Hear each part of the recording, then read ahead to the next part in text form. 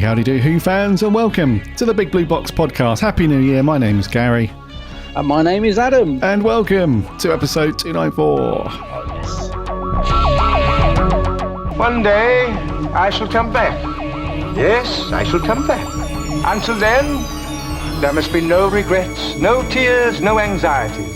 Just go forward in all your beliefs and prove to me that I am not mistaken in mine. Our lives are different to anybody else's. That's the exciting thing. Nobody in the universe can do what we're doing.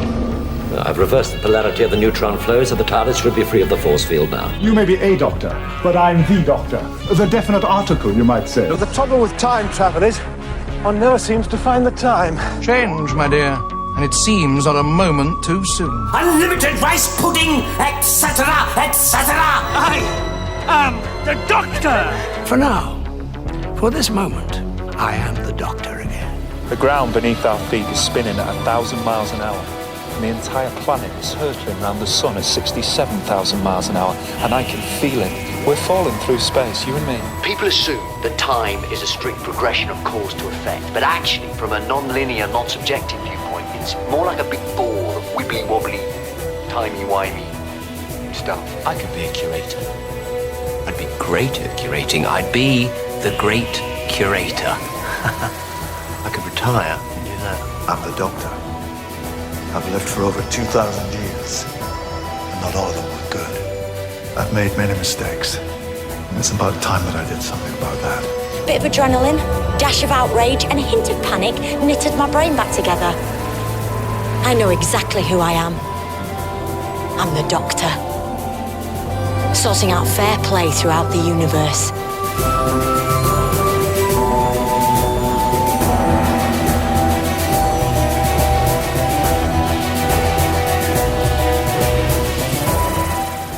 Hey, Who fans.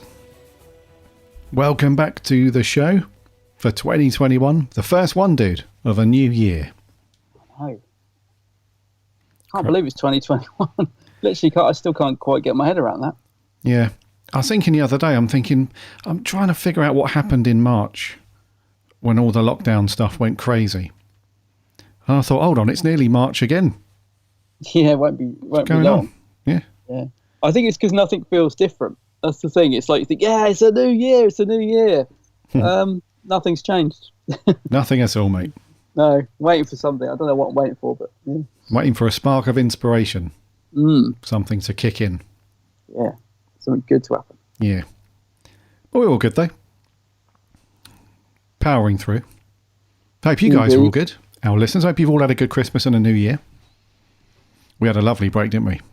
2 weeks. Yes. Lovely break. I think we need to do that. I listened to quite a few other podcasts, and the regularity is fairly solid for a few of them. But I know another few, not just Doctor Who, but some other podcasts, and they do it in seasons where they do like a block of 6 weeks and have 6 weeks off, or they do like once a month or whatever. So it's not too bad. But when you and I have done it pretty much, let's have a look at the schedule. I think we did it for, crikey, in 2020. Let's have a look. We had 1, 2, 3. Well, yeah, we had 2 weeks off of the whole of 2020.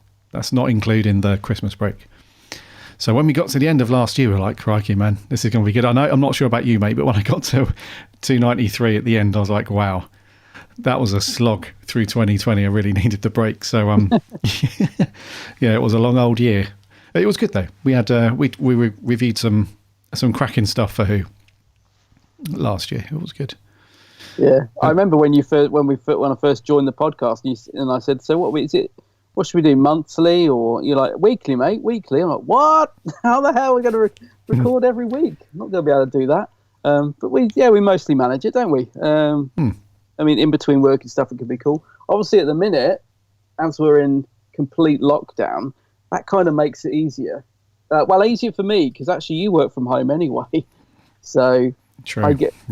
So I guess you're kind of always at home. But for me, I'm stuck at home. So I was thinking, well, shouldn't have any problems recording the podcast at the minute because I can't go anywhere. I'm trapped. So it's exactly just, that, mate. Yeah. I just feel like I'm sat on the sofa and slowly, it's like there's a balloon under my t-shirt and it's just getting bigger and bigger. It's like someone's, because I am just sat watching TV, eating, drinking, because we're not allowed to do anything at the minute, are we? We can't go out. We're not allowed to talk to anyone or see anyone. It's well, we are allowed to talk to people. Sorry, that's exaggeration, on the phone, but we're not allowed to. We're not supposed to leave the house, and I'm finding it far too easy to just sit and watch TV and eat and drink all day. I tell you, I've got to start doing something. I won't be doing push-ups though. I can't. I don't know how people can do those. I can't do that sort of exercise, but yeah. Even just going out for a walk for half an hour. Well, I only get as far as the post box. I get to my letterbox. I mean, I get as far as the end of to where the letterbox is. Any post today? Any Doctor Who goodies are right? No, and then I walk back. That's it. Yeah, but isn't that just the end of your garden path, though? Yeah. I think listeners were expecting when you said the post box as in like down the road, but no. No, sorry, I meant post letterbox. Your right. Letterbox, yeah, at the end of a stone's throw from my front door. That's amazing. I can just imagine that you're getting back, walking in, and like, wow, collapsing. Oh God, that's me for today. Done enough. Yeah. Can't be doing everything, can I? Jesus, yeah. That's me. Oh, it's terrible. It's not too far from the truth. That's the scary thing. It's terrible. Oh man. But yes, we both honestly hope that with all that's going on, you guys have had a decent break. And if you're back to work or you're not back to work or whatever you're doing, that you're all good and rested up and all healthy and safe is the main thing. Mm-hmm. Yeah, so a new year, 2021. So we have got a couple of changes to the show. Just want to mention that before we crack on. So over the years, Adam and I have pretty much stuck to the same formula, really, since we got going, where we would go through, we talk about what we've been up to, and then we'd go through the whole merch section, do Merch Corner, and then we would do, we would do the news, land the TARDIS, do the news, go through Merch Corner, and then we would get on to our review towards the end of the show. So what we're going to do, we're going to chop out a couple of bits because we've just noted over the past, I don't know, well, for that same time, really, last year or so, couple of years, that our shows are quite long. In fact, our shows are typically around 2 hours. I think our shortest show is around an hour and 40 minutes, hour and 35, something like that. And looking through, I don't want to get too geeky, but looking through analytics and numbers and stuff like that, it's clear that the kind of 2 hour mark is just a stretch too long for some listeners, and we've got people like skipping around, like cutting out sections and stuff like that. So we're just going to trim it up a bit. We're going to get the spanner out, tighten up the spokes, and trim it down a little bit. So the first casualty of 2021, unfortunately, is Dalek Tat is no longer with us. We're not going to do Merch Corner anymore. Oh dear. He didn't take it well, did he? Well, I'd like to think that we gave him a good home for a few years and kept him under control, because I think if we hadn't have done that, then the situation would have been a lot worse than what happened in Revolution of the Daleks. Let's put it that way. So we kept him under control. We gave him a good home. And yeah. If anyone wants to know what the goodbye was like between Gary and Dalek Tat, just watch the scene in Resurrection of the Daleks where Davison pushes a Dalek out of a top floor window. It was very, very similar to that. Yeah. I'd like to say that we had an embrace and everything was, there's like some lovely music in the background and there was a tear shed, but no, I think basically what happened was it was like, mate, we're making some changes. It was a bit like that scene at the end of In An Adventure in Space and Time at the end with Hartnell, when he goes in to see what's his name? Oh no! First name forget of the year. Yeah. What's his name? Sidney Newman. Sidney Newman. Yeah. And he goes in to see Sidney and he's like, yeah, we're making some changes and you're not part of the change, I'm afraid. So yeah, it was kind of like that. I was like, mate, we're making some changes. We're not going to do Merch Corner anymore. So you're not really needed anymore.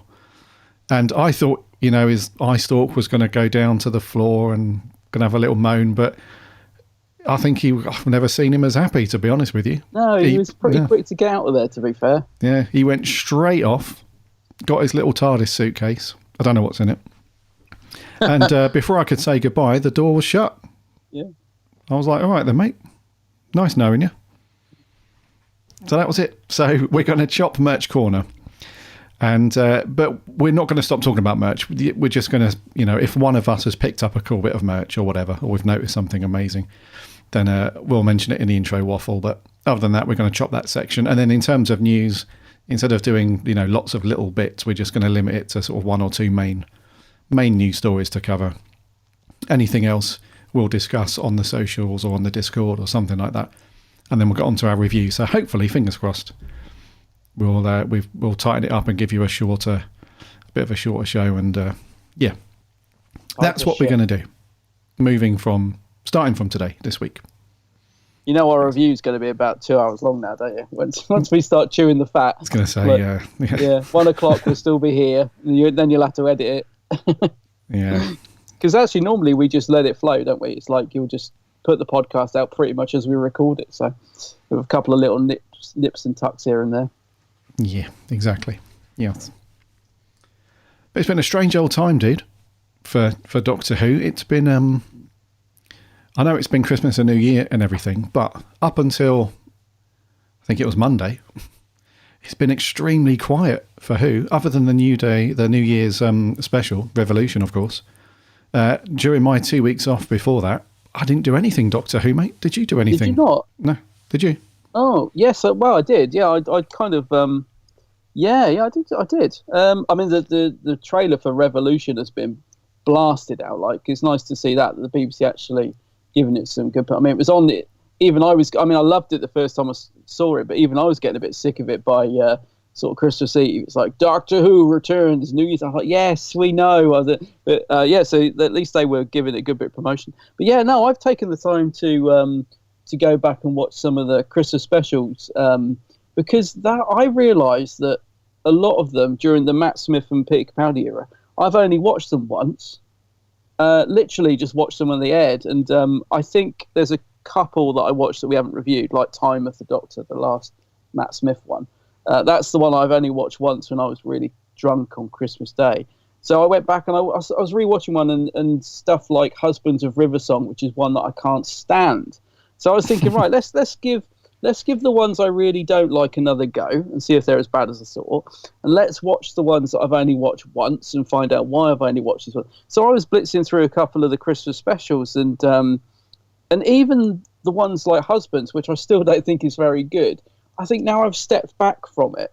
I kind of enjoyed it in a way. I mean, I think it's a dreadful special, but there was like a beautiful scene at the end with River and stuff. And I know we've reviewed it, so I'm not sort of spoiling anything. So I watched Husbands of River Song. I watched The Snowmen, the Matt Smith one.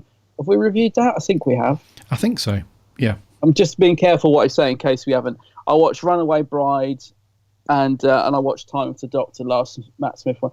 And it's a bit inspired by the Who Hours because they've been doing the same. They've been like going through and rewatching some of the Christmas specials. And because I was supposed to be away this Christmas, I hadn't even put the tree up. And I sort of got about a week before Christmas. I thought, come on, you're stuck at home. Let's get into the spirit. I was feeling a bit bar humbug, and I thought, no, come on, let's get the tree up. Let's get a bit of tinsel up.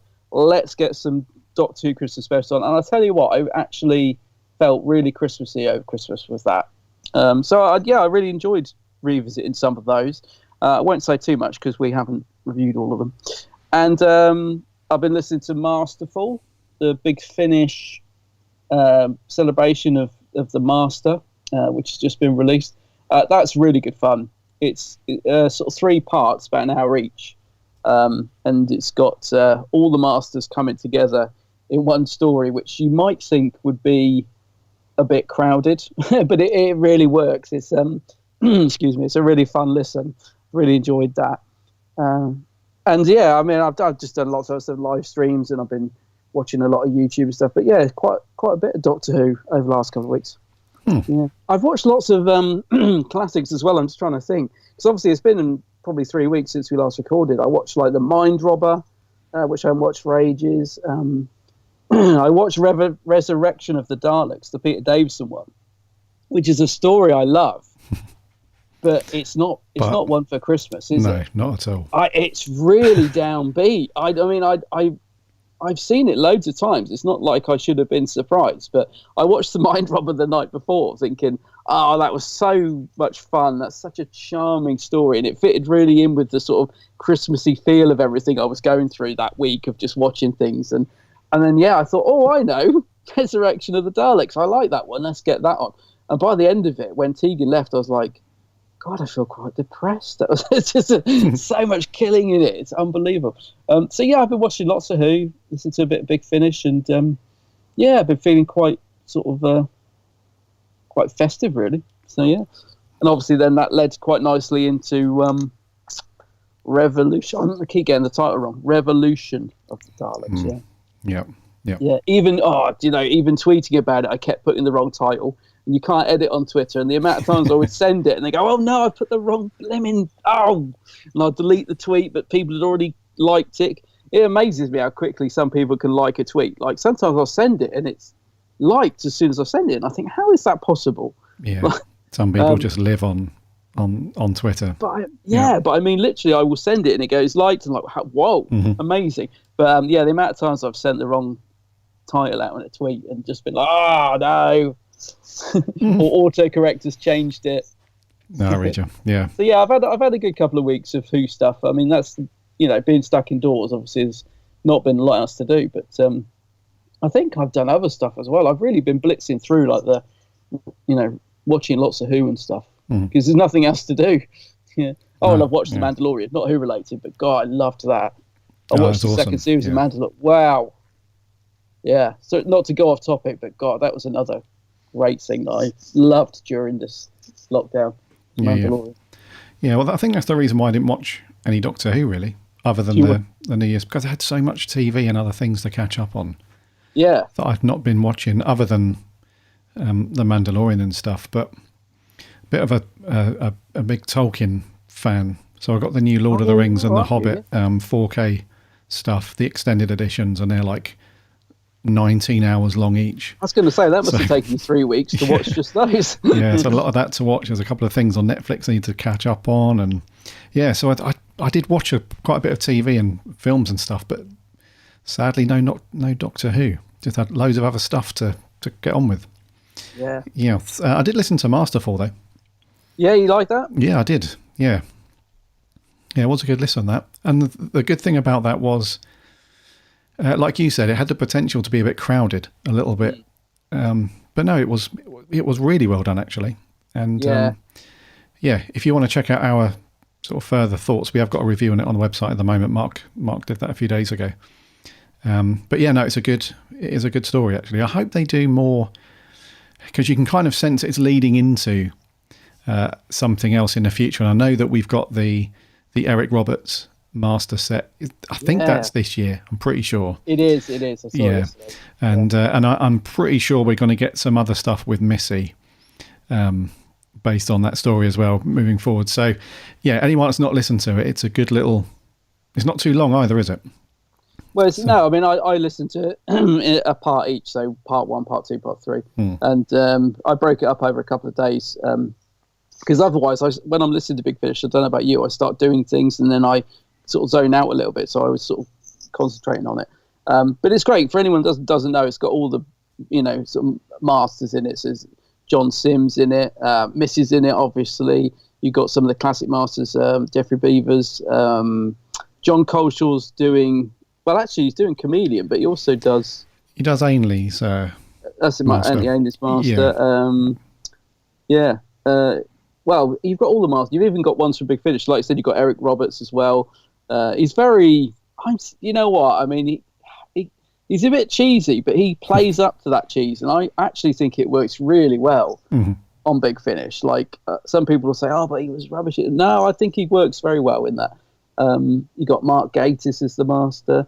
There's loads. I mean, it is jam-packed of all the masters, but yeah, it's good. It's good, yeah.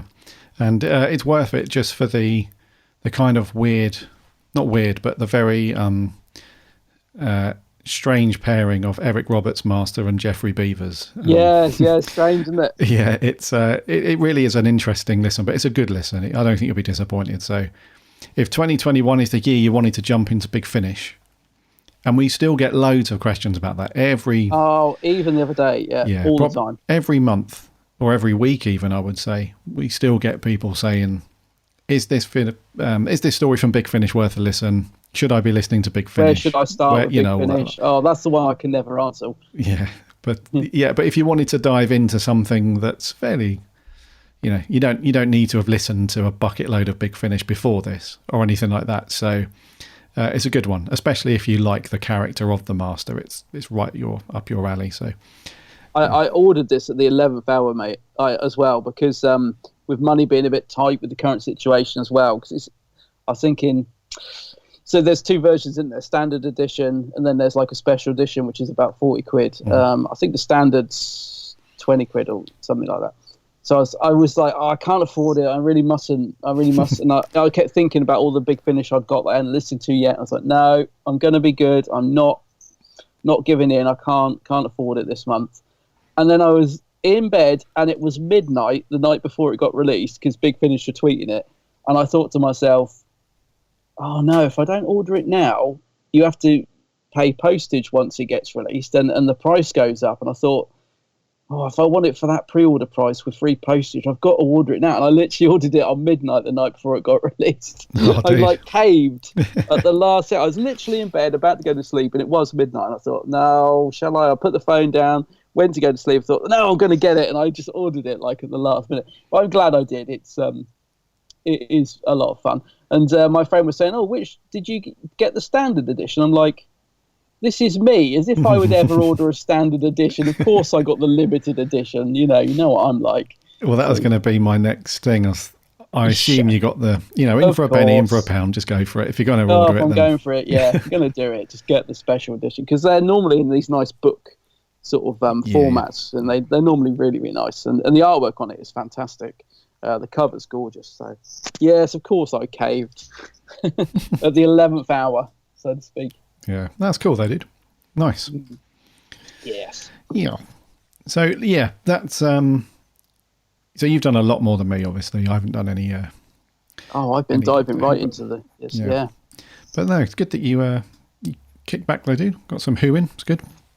Okay, shall we land this and get some news rocking? Indeed.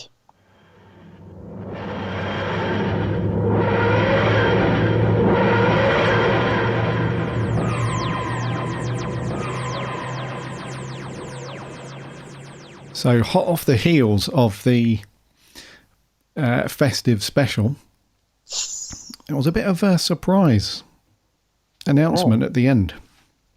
I thought it was going to be a trailer because the announcer spoke during the credits, didn't they? Saying, and stay tuned for a special treat, Doctor Who fans. Like, is it going to be a little trailer already? But no. Yeah, well, I suppose in a way, but yeah. I thought, here we go. Series 13 trailer or a little...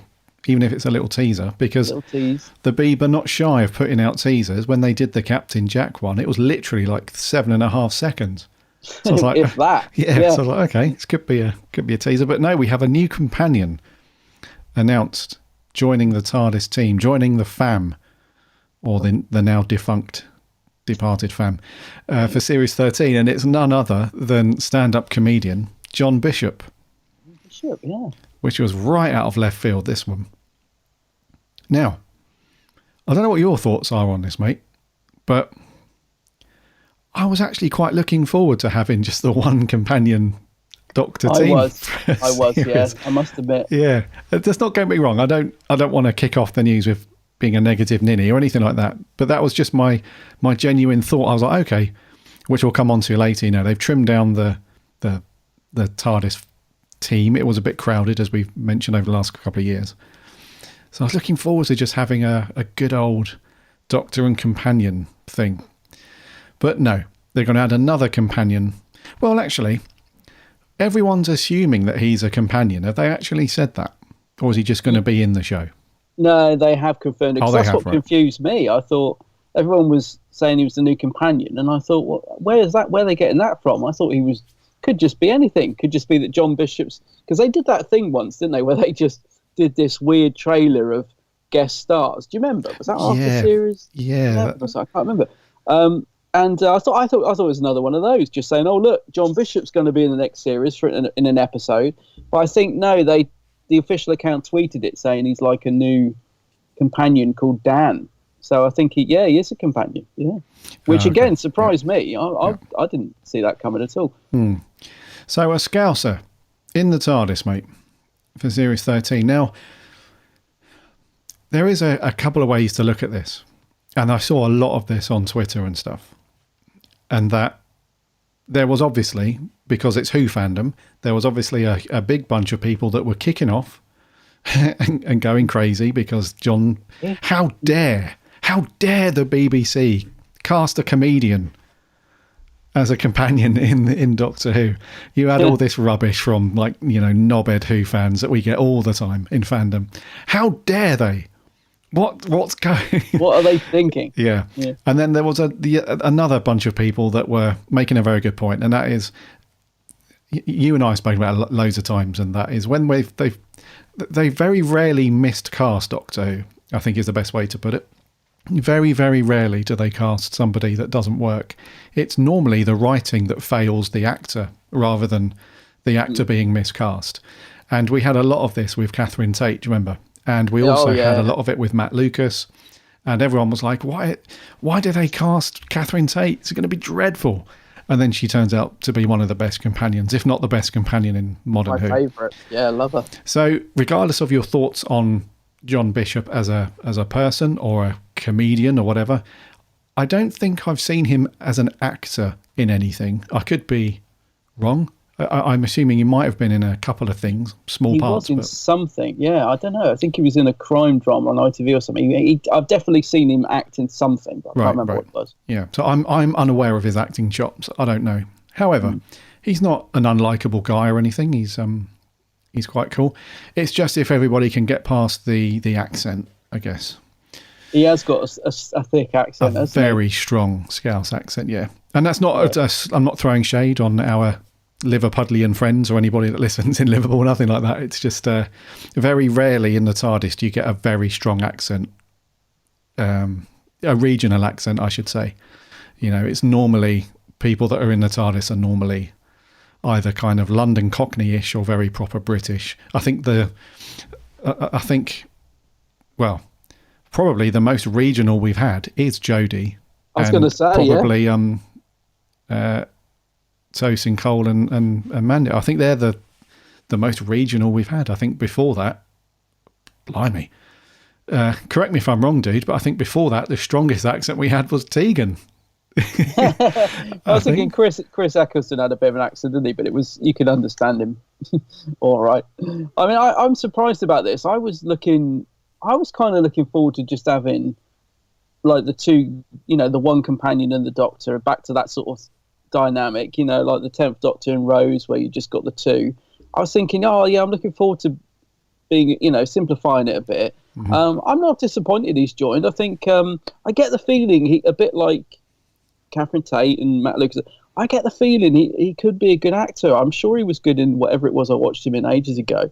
And, I think he could be good. And I'm intrigued to see how he fits into the story and stuff. I hope in a way he comes into it maybe the second or third story in. I would like to see a story with just the Doctor and Yaz, just see them two bonding a bit more. But yeah, I'm interested to see how he comes into it. I was so surprised that he was a companion though, because I'd seen some leaked pictures of him filming, so I knew he was going to be in it. I just assumed he was a guest star.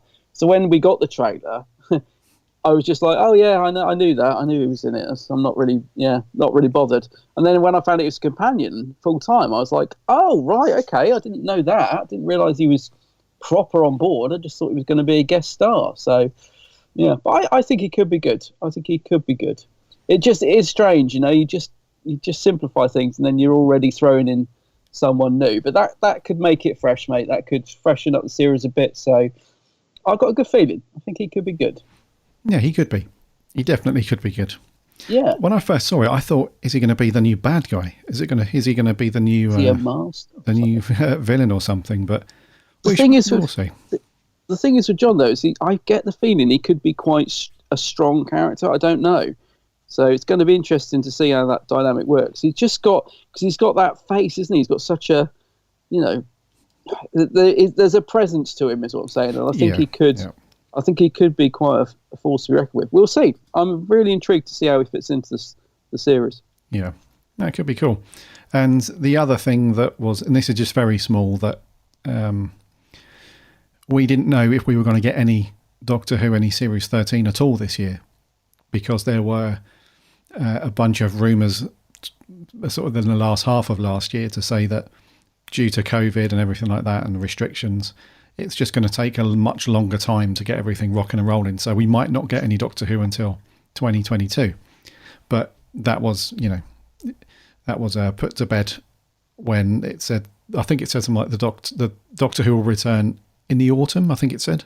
Yeah, I think so. Is it the autumn? Yeah, pretty sure. Is it or people talk about October time? Is that right? I don't know. Yeah, something like that. So that could be quite cool. That would put us back to our almost regular kind of schedule, I guess, where they kick the series off towards the end of the year, and then that leads into whatever you want to call it these days, the festive special, Christmas special, New Year, whatever. So that could be quite cool. I'm kind of pleased about that, because it did feel like I was assuming we wouldn't get it to next year, and I thought, gosh, we're going to have a really big gap now between this festive special and the next series, and the momentum's going to die down again, because it seems to have really lifted up the momentum again for the series. So I thought, so I'm glad we're actually getting it this year. And it is amazing how quickly they can turn an episode around, isn't it? I mean, some programs get made in, like EastEnders, for goodness sake, gets made and shown and so quickly, and it's they can throw these episodes together quite quickly, I think. In a certain sense anyway. So I'm glad we're getting it this year. It'll be interesting to see when it is. Yes. And just the last thing before we move on is, what an absolute triumph to generally, but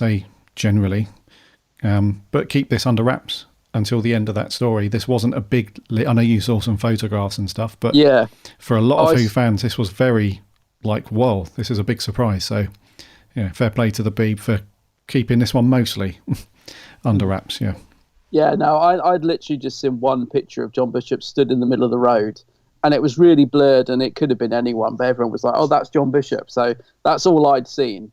And that was literally it. But it could have been anyone. It was like such a blurred long shot. But anyway, it's confirmed. I'm excited. Right, moving on to our other bit of news this week, which actually is a sort of rumour / news, really. We don't know. This hasn't been confirmed, but obviously you will have heard about this, listeners, that a lot of the tabloids are reporting that Jodie Whittaker is to exit at the end of Series 13. We don't normally do rumours, but this is being so widely reported. I mean, it's been on the BBC News, for goodness sake. We can't not talk about this. So, as I said, not officially confirmed yet, but it's looking likely that Jodie is off, which in a way doesn't surprise me. It's the 3 series thing again. But I don't know. What do you think? Do you believe it? Are we right to believe these, or should we wait to the official? I mean, it's difficult to say, but it is everywhere. As I said, they even talked about it on the BBC News, and as soon as I saw that, I thought, well, why would they put it on the BBC News if it's why would they fuel the fire on the BBC? But anyway, so she could possibly be off at the end of Series 13. And of course, Twitter has exploded, the outpouring of love, and there seems to have been a massive shift lately. I mean, Jodie's always had her fans, but she's also had her critics. But there seems to have been a bit of a shift lately of love for Jodie's Doctor.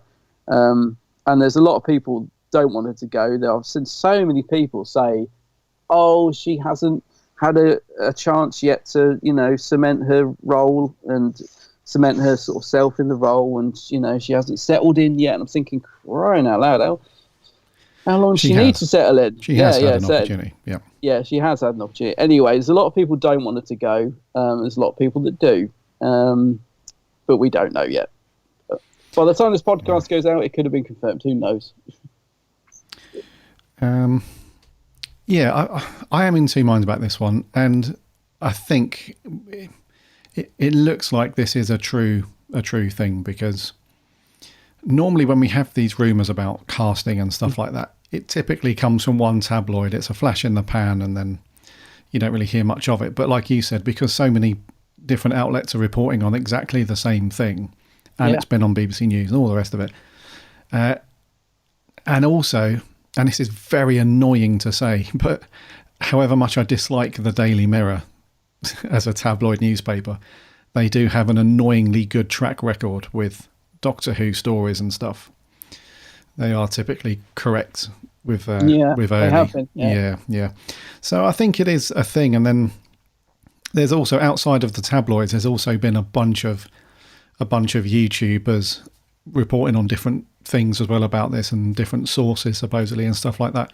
But there was one video that did catch my eye when I watched it. I can't remember the name of the YouTuber. I think it was a channel called The Quartering. It's this guy. It's this guy that reports on a lot of pop culture and news and stuff like that. He comes under some fire a lot. He's a bit controversial, but he did go through this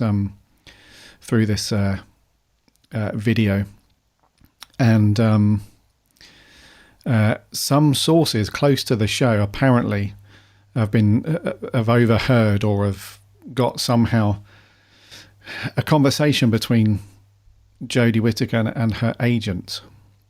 Oh yeah, I heard about this. Yeah, and apparently her agent has basically said, look, the longer you stay, I'm not quoting this, I'm just, giving you the summary, basically saying the longer you stay, the longer you're committing career suicide by staying with Doctor Who, because there's so much backlash all the time from fans, and on top of that, the ratings are really tanking quite hard the longer Doctor Who goes on.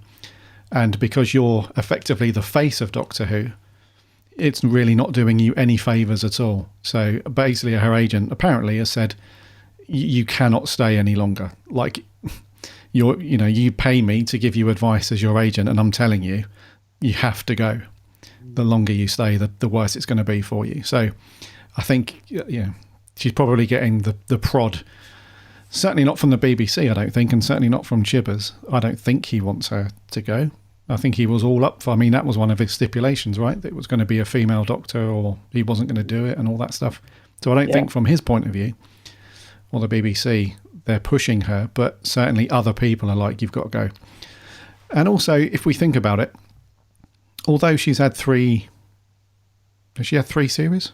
No, 2. 2. But she's 2 and going 2 specials. She would have had 3 by the time she goes, right? But the actual length of time that she spent on the show would have been just over 5 years. And that's not a small amount of time. So, although we're saying it's the 3 series thing and going, she's actually been involved with the show for years. Yeah. Which is, so from her point of view, she's probably not looking at it just uniquely as, I'm doing 3 series and I'm going. She's probably thinking, I've been in this job, if you like, for just over 5 years, and that seemed long enough. Whether you choose to believe all of the stuff around the agent telling her to go and all that stuff is another thing. But yeah, I think it is a thing, dude. And I think at some point, obviously the BBC will leave it extremely late as always, and they'll announce it to non-fanfare because everybody will have known about it already. But I think we will get an announcement in the next month or 2 to say that she's off. Yeah, that's a very good point about, you think of the Doctor in terms of how many series they've done and stuff, but you're absolutely right. And it does feel like so long ago that she was announced, and she'll want to move on and do other things, I'm sure, especially now like Bradley and Tosin have left and things are changing, and, she's bound to want to try and do other projects. And if you stay in Doctor Who too long, it can harm your career. I know Tom Baker, as much as we love him, has said he found that he stayed too long. He said, not in my opinion, I think he's great, but he said he found it really hard to find work after Doctor Who because everybody associated him with that part. So I think that's why a lot of the Doctors, they have this sort of unspoken 3 series rule, get out.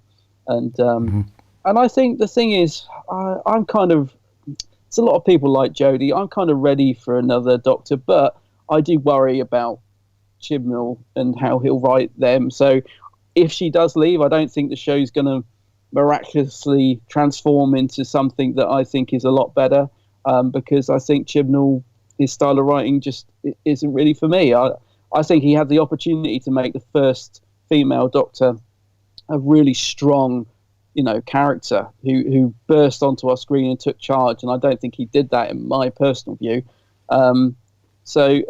Yeah, I don't know. I mean, a lot of people. I was talking to Matt from the Who Addicts, and he said to me, Chibnall wrote the Fugitive Doctor, and look how strong she was. And I'm thinking, well, we don't know if he did, because that episode was written with Vinny Patel. Who knows who came up with that character and which parts Chibnall wrote and which parts Vinny wrote, and did he write a strong Doctor in that one? I don't know.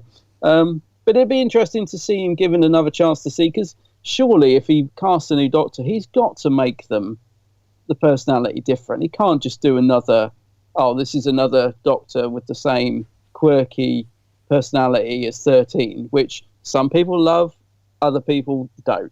She's it's like any Doctor. We all warm towards certain Doctors or we don't. And it would be interesting to see Chibbers try another Doctor and see how he writes them, I think. But yeah, I don't know. For me personally, I wouldn't be that sad if she was leaving. I would think, okay, I'm kind of ready for somebody else to come on and let's see something different, because I just find she's a bit same old. I think I'm just not really that on board with her Doctor, to be honest. I don't think she's bad, but I wouldn't be that sad if she left, basically. I'd like to see another Doctor. I kind of feel like you said, we'll get another series of her, which is great, and then I'd be quite ready for another Doctor, I think. Yeah, no, I agree, mate. Yeah, and let's not beat around the bush either. Like I said earlier on, I personally don't think that the show makes any bad decisions with casting. I really don't, and I really like Jodie Whittaker. I really, really do. But I just don't. I'm just not on board with Chris Chibnall's writing. I'm sorry, I just can't. So I was really the news that Jodie was leaving. Wasn't too shocked about, to be honest with you. What I was more disappointed about was Chibbers not leaving and that he's staying on and stuff like that. So I think if Jodie was to stay and Chibbers was to go, I think there'd be a lot more happier people out there.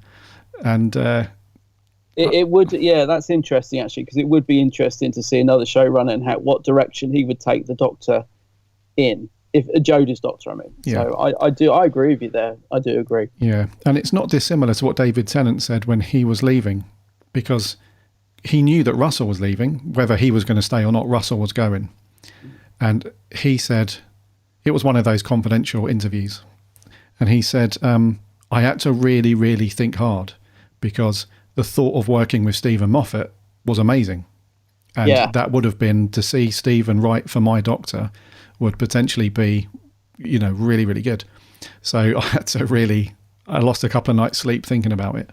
So I think the other way round could be cool. I think if we had Jodie stay and maybe a different showrunner that had a completely different vision for what's going on, it could be cool. But I don't know, man. It's all, like we said, this is not official yet, although it seems like, because so many people are reporting from the same sources and the same things, it seems pretty legit, but not a shock, basically. No, and I wonder how it all fits into this 5-year plan that Chibbers had, because that's the other thing. Some people are saying, his 5 years is nearly up. Well, no, it's a 5-year plan. It's not, I'm staying 5 years to see what I can do. It's, this is what's going to happen over my 5 years. So it's not up. I think the 5 years takes him up to the 60th. So I don't know. Yeah. But the Chibbers master plan, who knows? Who knows, eh? Yeah.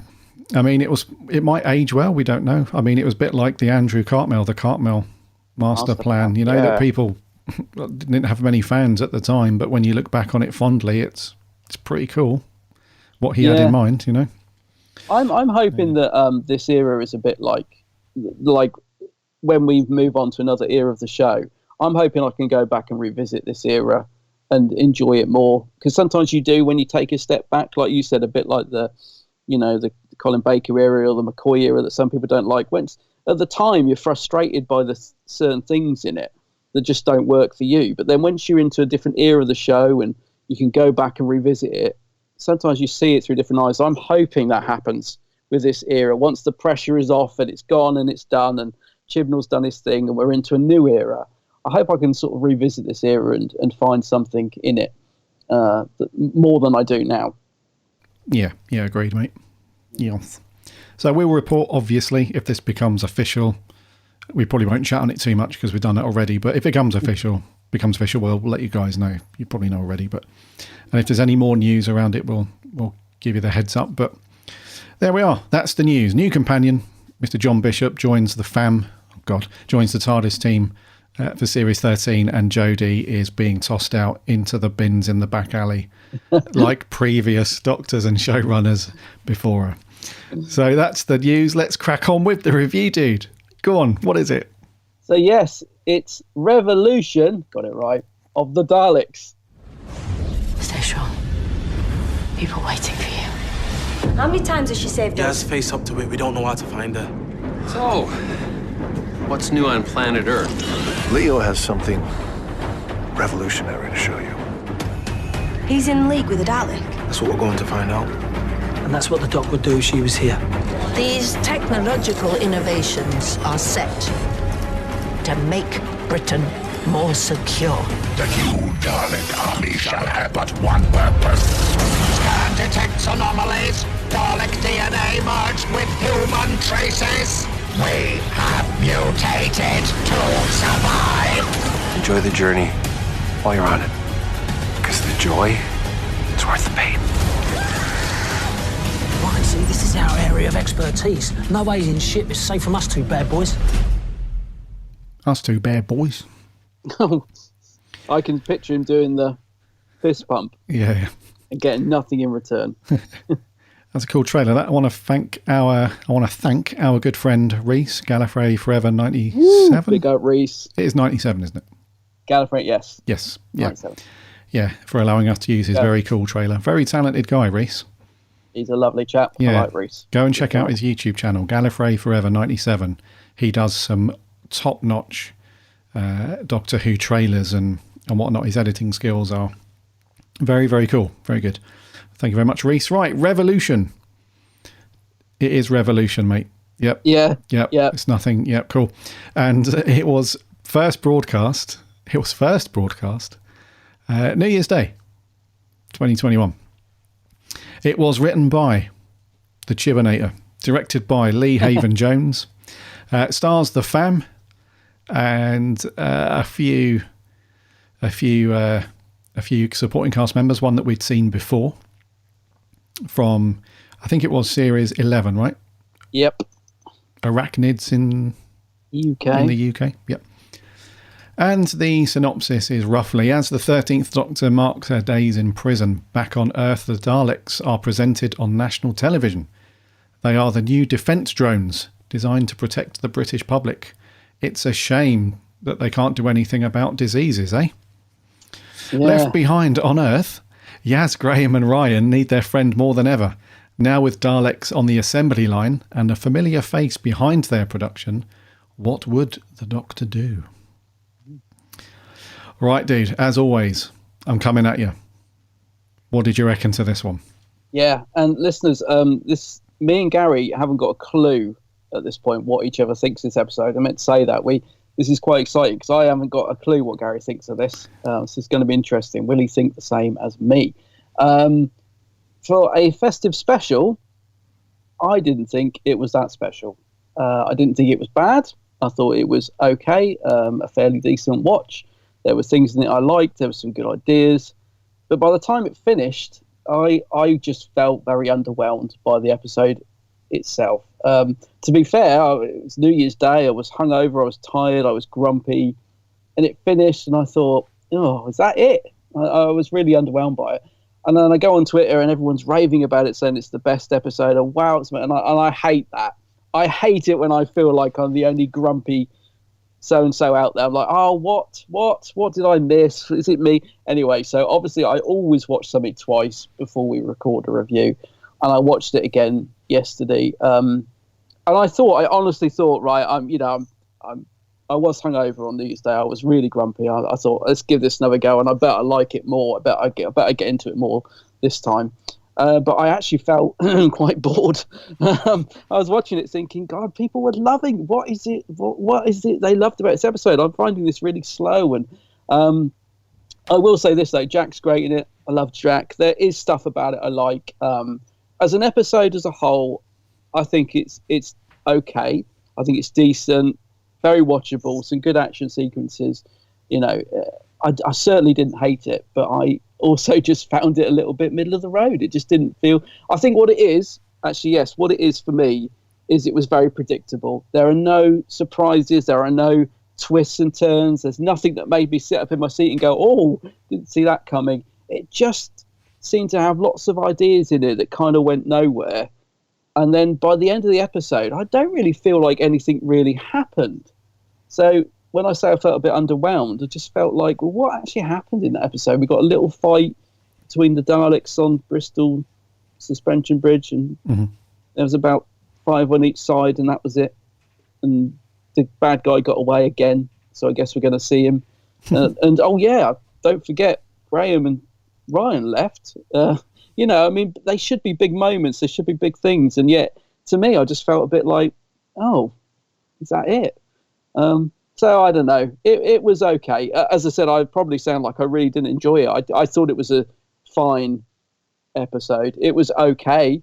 Certainly didn't hate it. Certainly would watch it again, but it didn't do a lot for me, to be honest. Didn't think it was that special, is what I'm trying to say. It didn't feel particularly special, but it was all right. Yeah. What about yourself? What about your good self? Are you one of the Twitterati that thought it was the best Dalek story I've ever seen, and it was amazing? Oh my God, I was crying. It was fantastic. Do you know what, mate? I think, how do I put this the right way? I want this to be worse than what it is. Oh, okay. If that makes sense. No, what do you mean by and that? at the same time, I want it to be better than what it is, because the way I'm feeling about it is indifferent, and I hate feeling indifferent. Oh, right. Now I understand. Yeah, okay. I either want to dislike it. Well, completely untrue. Sorry. I don't want to dislike any Doctor Who. What I mean is I would rather feel like I don't like it or I love it. But I don't. I feel like I can take it or leave it, and that's the worst feeling for me. Oh, you have summed it up perfectly. I think what I just tried to say in a very rambling way is exactly that. We're on exactly the same page. Yes. Yeah. So on one hand, as I'm watching through it, I'm like, this is really good. But then within minutes or seconds, I'm like, no, I'm really bored. And then it's back to, actually, this looks pretty good, this bit. Oh, that was really good. And then it's like, oh, now I'm really bored again. And it just was this real yo-yoing for me throughout the whole thing. It was like, oh, God, that bit was really good. Mostly around Captain Jack, really, and some of the Dalek stuff. But then there were some other bits, and I was like, oh, that was rubbish. So when I got to the end of it, I was like, I just don't know. I mean, I certainly didn't love it. I didn't agree with... And like you, I was like, what are people seeing here that I'm missing? Yeah, I hate that. I hate that when that happens. Yeah, there were so many people that were like, this is the best story we've had in modern Doctor Who. Yes. This is the best thing that Jodie's ever done. This is the best Chibnall script. This is the best whatever. And I'm thinking, crikey, I'm not drunk. I know I'm not drunk. I haven't had a sip of alcohol. I'm not tired. I can't see it. I just can't see what it is. This is why I thought I'd enjoy it more yesterday. I thought, nah, come on, everyone's loving this. You were just in a bad mood and you were hungover. Come on, let's get it back on. Because like you said, it is the indifference, I think, which frustrates me. I loved bits of it, but yeah, it just doesn't hold together. By the time we get to the end of it, it just doesn't hold together, really. It's very clunky. So yeah, I'm just like you. I'm almost sort of screaming at myself, like, what is that everyone's seeing that I'm not seeing? Yeah, and there was the usual people, the usual Who army that were saying that every single second of screen time and every frame was the worst thing on television ever in the history of mankind. You obviously get that lot. Yeah. So I don't think it was that bad. I don't think it was at all. I don't think it was bad. That's the thing. I don't think it was bad at all. No, it's not bad. No. It wasn't. It just had its... I think there were a few themes in there that didn't really go anywhere. And there was also a couple of underused people as well. Like Jack, I thought was quite underused. I know he was in it for a fair amount, but there were two things for me that I was really scratching my head over. And I think it may have been I think it may just be good old-fashioned hype that let it down, I think, because the marketing stuff and the trailers and the blurb that the BBC and Chibbers were putting out in the run-up to it, they were going on about Captain Jack, and he was almost the face of it in the marketing going up to it. But there was also a paragraph or two that Chibbers said in an interview, probably for Doctor Who magazine, that said something like, you know, we're saying goodbye to a couple of companions. It's going to be an emotional roller coaster and all that stuff. So I was ready for that. I was ready for Captain Jack having a much bigger part in it. But his departure was really like he was quite instrumental in helping Yaz to, you know, and those two had really good chemistry. I loved the Captain Jack and the Yaz thing. That was very cool. But he almost disappeared out of it as quickly as he went away the last time. It was like he did his thing, and it was like, yeah, cheers, mate. And then I don't think we even saw him on screen. Like I think his last he said goodbye on the phone. On the phone, yeah, and that was it. And I was like, all right, well, cheers, John. Thanks for coming. I couldn't get over that. Yeah. On New Year's Day when I was watching it, I suddenly realised Jack wasn't in it anymore, and I was like, what have I missed? Have I zoned out? Like, because I was zoning out a bit. I was thinking, where's he gone? There must be a goodbye between him and the Doctor. So I had to message Matt from the Daleks to say, because we were texting because he wasn't enjoying it at all. And I said, where's Jack gone? Have I missed something? He's like, yeah, he's just left. He just said goodbye on the phone. I'm like, what? So anyway, obviously when I'm rewatching this again yesterday, I'm watching it a bit more intently. And I thought that was just unforgivable.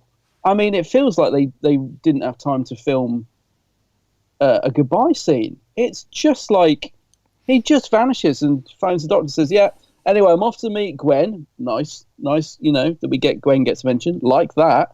But yeah, I'm off. See you later. So like you said, he's supposed to be an integral part of the episode.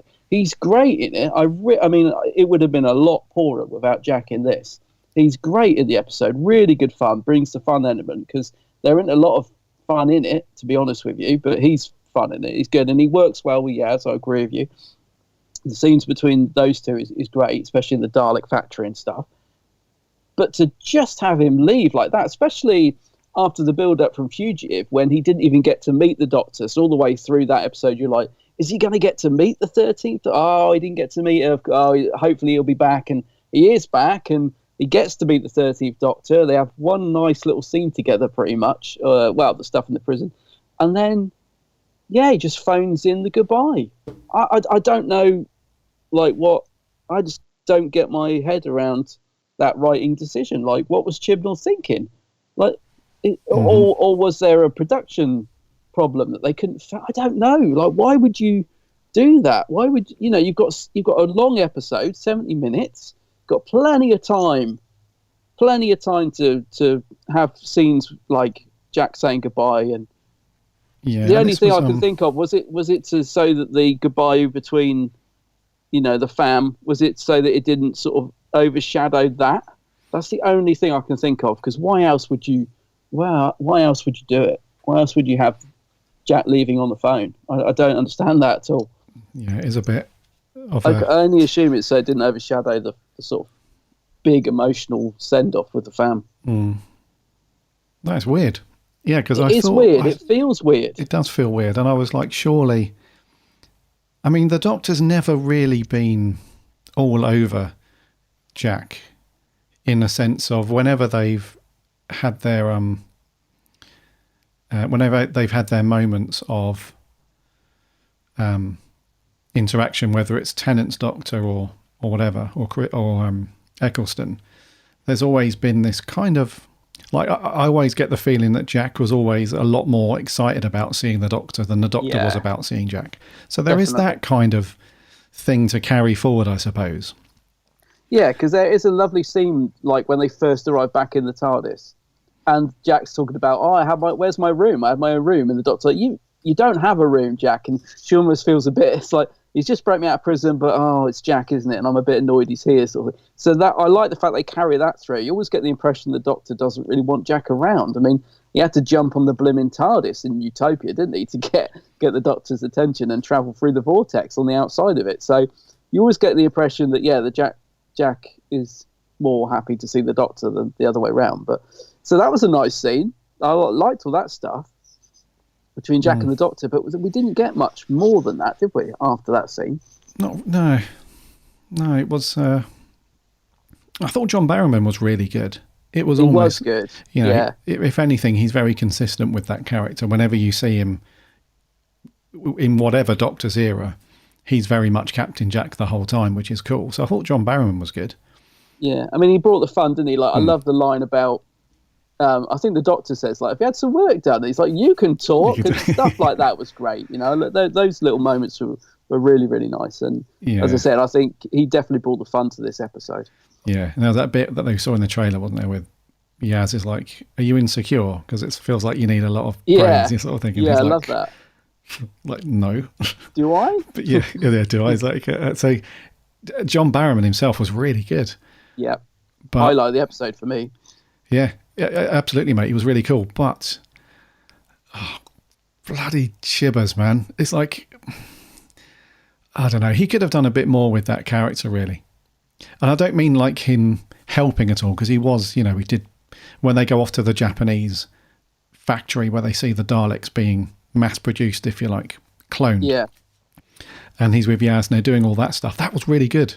That was one of the bits that I did enjoy about it. I liked, that was good. Like when it went on his face and then on Yaz's back. That for me was where I thought, oh, this episode's finally kicking in, and I really liked Jack and Yaz together. There was a bit of fun between the two of them. Like Yaz is just like, you know, you love yourself a bit. He's like, do I? Like, you know, there was nice moments between those two, and the action sequences were good. And so that to me was a good highlight of the episode as well. The introduction of Jack as well was pretty good.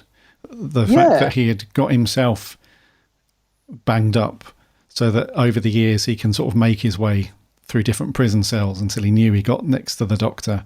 Yeah. And we had the 4 knocks on the wall. That was a nice little callback. And then we saw some familiar faces in the prison bit. We saw the Silence and a Weeping Angel. And so that bit in the prison was really good as well. Yeah, with Jack I liked and the Doctor. that. That was all good. It was just his departure, really. It just felt like it. I just felt like there should have been a much bigger scene with him and the Doctor as he left. That's what I felt should have been they should have done. Well, at least a scene. I think just having him phone her was crazy. Just so underwhelming. Initially, I thought, well, is that a filming restriction? Like, were they planning on doing something bigger, but due to COVID, they couldn't do it or something? But then I thought, well, no, this was filmed. I'm sure this was filmed at the end of 2019. Yeah. It was filmed ages ago. Yeah, so it's not that, I don't think. So I'm thinking, why would they not have like a much bigger departure scene for him? Because who knows when he's going to be back? He probably won't be, let's be honest. I can't see Captain Jack coming back. Well, but the Doctor didn't seem to care either. Like, all they'd been through in those last 20 minutes. You'd think it'd be like, oh, Jack, well, you know, good to see you. And maybe she sort of thinks, you know, right, off you go sort of thing, like the Doctor would. But there's no hug. There was nothing, was there? Just like, yeah, I'm off, bye. Very strange. Yeah. Did you think the Doctor should have spent longer in prison? A lot of people thought she was going to be in there for like half the episode. She escaped very quickly thanks to Jack. Personally, I didn't mind it. I can see why people perhaps wanted to, you know, more in that prison with all the monsters like the Sycorax and the Silence and stuff. But I don't know. For me, it kind of like Jack turns up and he breaks her out, and I thought that was when the episode was going to get going. I thought, here we go. They're escaping, they're running. Let's get this going. But then she arrives and says some silly line about being in space jail, and I don't know. Again, it's a bit like you said. It was getting going, and then it ground to a halt a bit. And Yaz is all upset 'cause she's been away for 10 months. Imagine that, 10 months. And she doesn't like ask if she's, you know, all right or been in danger or nearly been killed or anything. She just shoves her across the room, says, "Where have you been?" and all that. You know. So I mean, nice to see Yaz getting a bit of development. Feisty old Yaz. But yeah, I don't know. For me personally, I wasn't too bothered. At first watch, I thought, oh, she was got out of there a bit quickly. For me, it was just more the fact that the prison scenario was thrown away so easily. This is what I mean about sort of plot threads being sort of wasted, really. I mean, what what was that about? What was the point? Just to have her in prison and get her broken out? Why was she in there? How did Jack get in there? I mean, what? Yeah, I think, well, it was a Jadoon thing, right? Yeah, and we didn't see a single Jadoon. No, and a lot of people, there was a lot of rumours prior to the episode going out, wasn't there, that is this Sharda or is it, something else? And it was, not that we have to be told every detail, I suppose. We don't, it's not a requirement.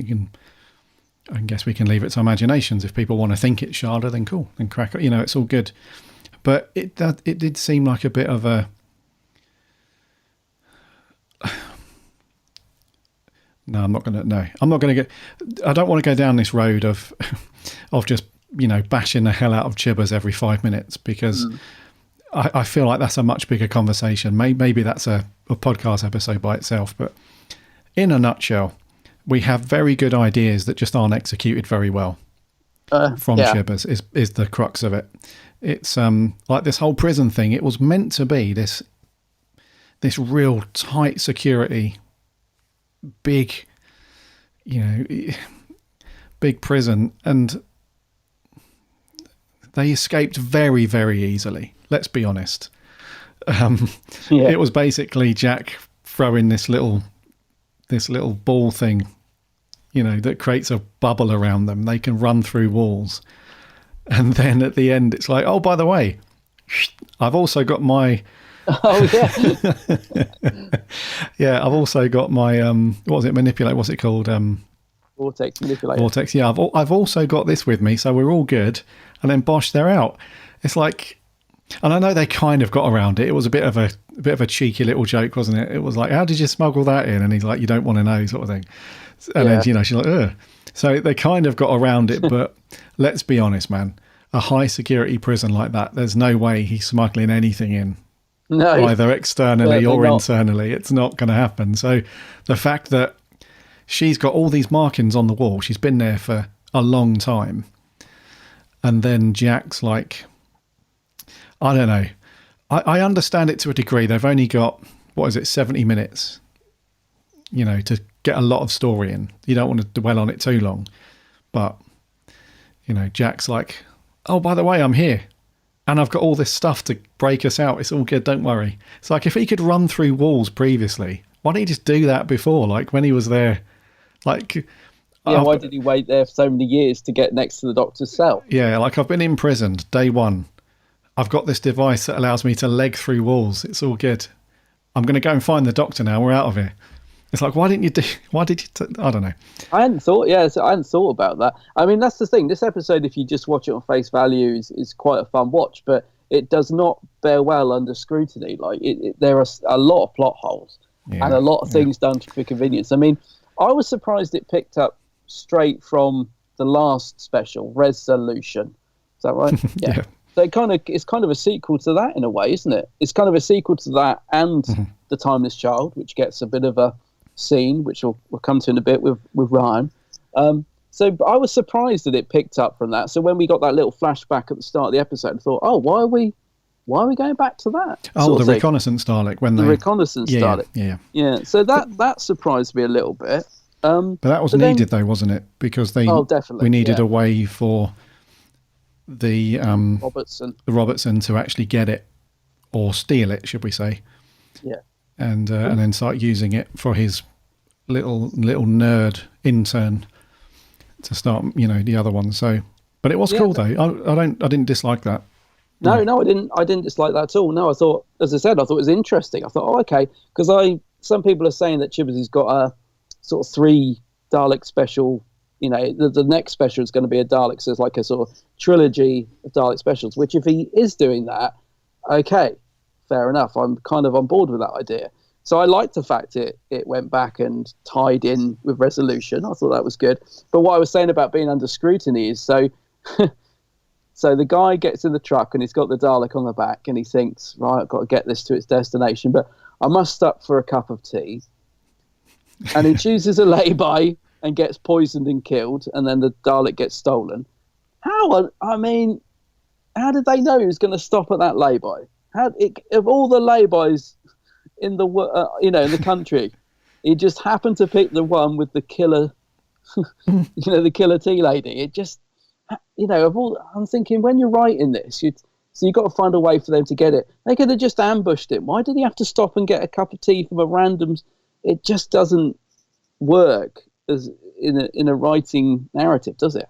So it's a bit thin, isn't it? It's weird. It's just like it's lazy writing, As I said, if you don't think too hard about it, of course you just go with the flow and it works. Mm-hmm. But there are so many moments like that, and I was thinking, well, how did they know he was going to stop at that lay-by? Right. He could have stopped at any lay-by. Yeah. They just waiting for him at every lay-by. They got a killer tea lady at every lay-by on the way to the destination. I don't know. You just got to go with that, though. Yeah, that's what I mean. But there are a lot of moments like that where if you just sort of look at it, you think, well, that doesn't work. I mean, the resolution of it as well, the Doctor using the spare TARDIS. I mean, it looked great on screen, and I really liked it. Yeah, man. Yeah. Loved the visuals and stuff, the idea, and the crumpling TARDIS. Loved that. It looked great. But then people point out, don't forget, TARDISes are alive. She's just killed a TARDIS there. And you're like, oh, yeah, that's a good point. I never really sort of thought about that. That is a bit harsh. It's a sacrifice needed. Yeah, it was a great... I thought it was a good... I should have seen it coming, actually. I mean, she's got the spare TARDIS, so I should have seen that coming a mile off, but I didn't, and I thought it was a good way to quickly tie up the episode, if you like. Yeah. Let's actually, talking about Daleks, let's talk about them just for a bit. So, I really like the Daleks in this. Yeah. In terms of the new defense drone, the cloned Daleks, the design was very, very cool. Yeah. They definitely suit the look, don't they? I like it as well. Very much so, yeah. So I would imagine that at the BBC or whatever studio with Chibbers there and the other designers and producers, they're like, right, we need a new design for the Daleks. These are going to be like sort of cloned Daleks. Yeah. And the guy that did the previous ones, in the Matt Smith era, they redesigned them and they were like plasticky, glossy yellow, red, blue. He's sitting there like, what's he doing here? Sorry, mate, you're out. We couldn't have had that again. We couldn't have had salt and pepper pot shaker Daleks anymore. So, and the night shots were really good as well. When they're blue, they had like these blue neon lights around them before they turned bad and went with the red lights. But the night shots were really good. How those Daleks look. One question I do have, and I could be completely wrong with this, I probably am, but why did the UK, the public, not absolutely freak out and lose their beep? Because everybody seems extremely calm. Because on the TV, like the new Prime Minister, so the character played by Harriet Walter, Jo Patterson, she's some MP to begin with, isn't she? And then she becomes Prime Minister. And then what her first sort of initiative is, right, we're going to make the UK safer, or Britain safer. So she rolls out the Daleks that we've been working on, that we've seen earlier on in the story. And you see them at Downing Street on the cameras and everything, and then you see them at airports and all the rest of it in town centres just wheeling around. Everybody is completely cool with this. But since Doctor Who has come back in 2005, there have been numerous stories where the Earth has been invaded by Daleks, and Daleks have blown the crap out of everything and killed millions of people. Why are the public okay with this? Because it's kind of weird that the Prime Minister, and by extension Robertson and everybody, they're wheeling these things out as these brand new inventions that people have never seen before. Like, behold, our new defence drones. But surely you would be like, hold on a minute, that's a Dalek. That looks a bit like that thing that was, I know. Yeah, that looks exactly like, or similar to the thing that invaded our planet numerous times over the past 15 years and have killed a lot of people. Why is everybody cool with this? Am I wrong with that? No. I mean, I think a lot of people have pointed that out. It doesn't. This is what I mean. If you don't think too hard about this episode, it's fine. But if you start thinking about it, Yeah, of course. Why does no one remember the Daleks? You know, I mean, they've had numerous invasions. There must be somebody out there that's, an ex-unit member. Now they've been all sacked. Maybe someone from unit was sat home, reading a book, looks up, hang on a minute, that looks a bit like a Dalek. I better let them know. Better phone the Prime Minister and say, I used to work for unit, and that actually looks like a killing machine that we've defeated many times. It doesn't bear scrutiny really. So it's something again you have to overlook, I suppose, because there was no explanation given why no one remembers them, and they don't look that different. I mean, I like the redesign as well, and I liked the bit when at the beginning when they were doing the where they were sort of showing it off. This is when he was showing it to the future Prime Minister, like, this is what I'm going to sell you, and the Dalek comes out to the protesters and he gasses them, which reminded me of the Cushing films, and I thought that was good, scenes like that. But then later on he says he's 3D printing them, and that's not how 3D printing works, is it? Well, I don't know, maybe it is, but so he's 3D printing these Daleks. But anyway, I don't know why no one remembers them. They did look good. I think when they were on screen flying around shooting things, and like you said, the sort of lighting around the base of them and stuff, it all worked very well on screen. I think they looked great, and they were menacing. I think the fact that they were, this new design is something very, sort of army-like about them.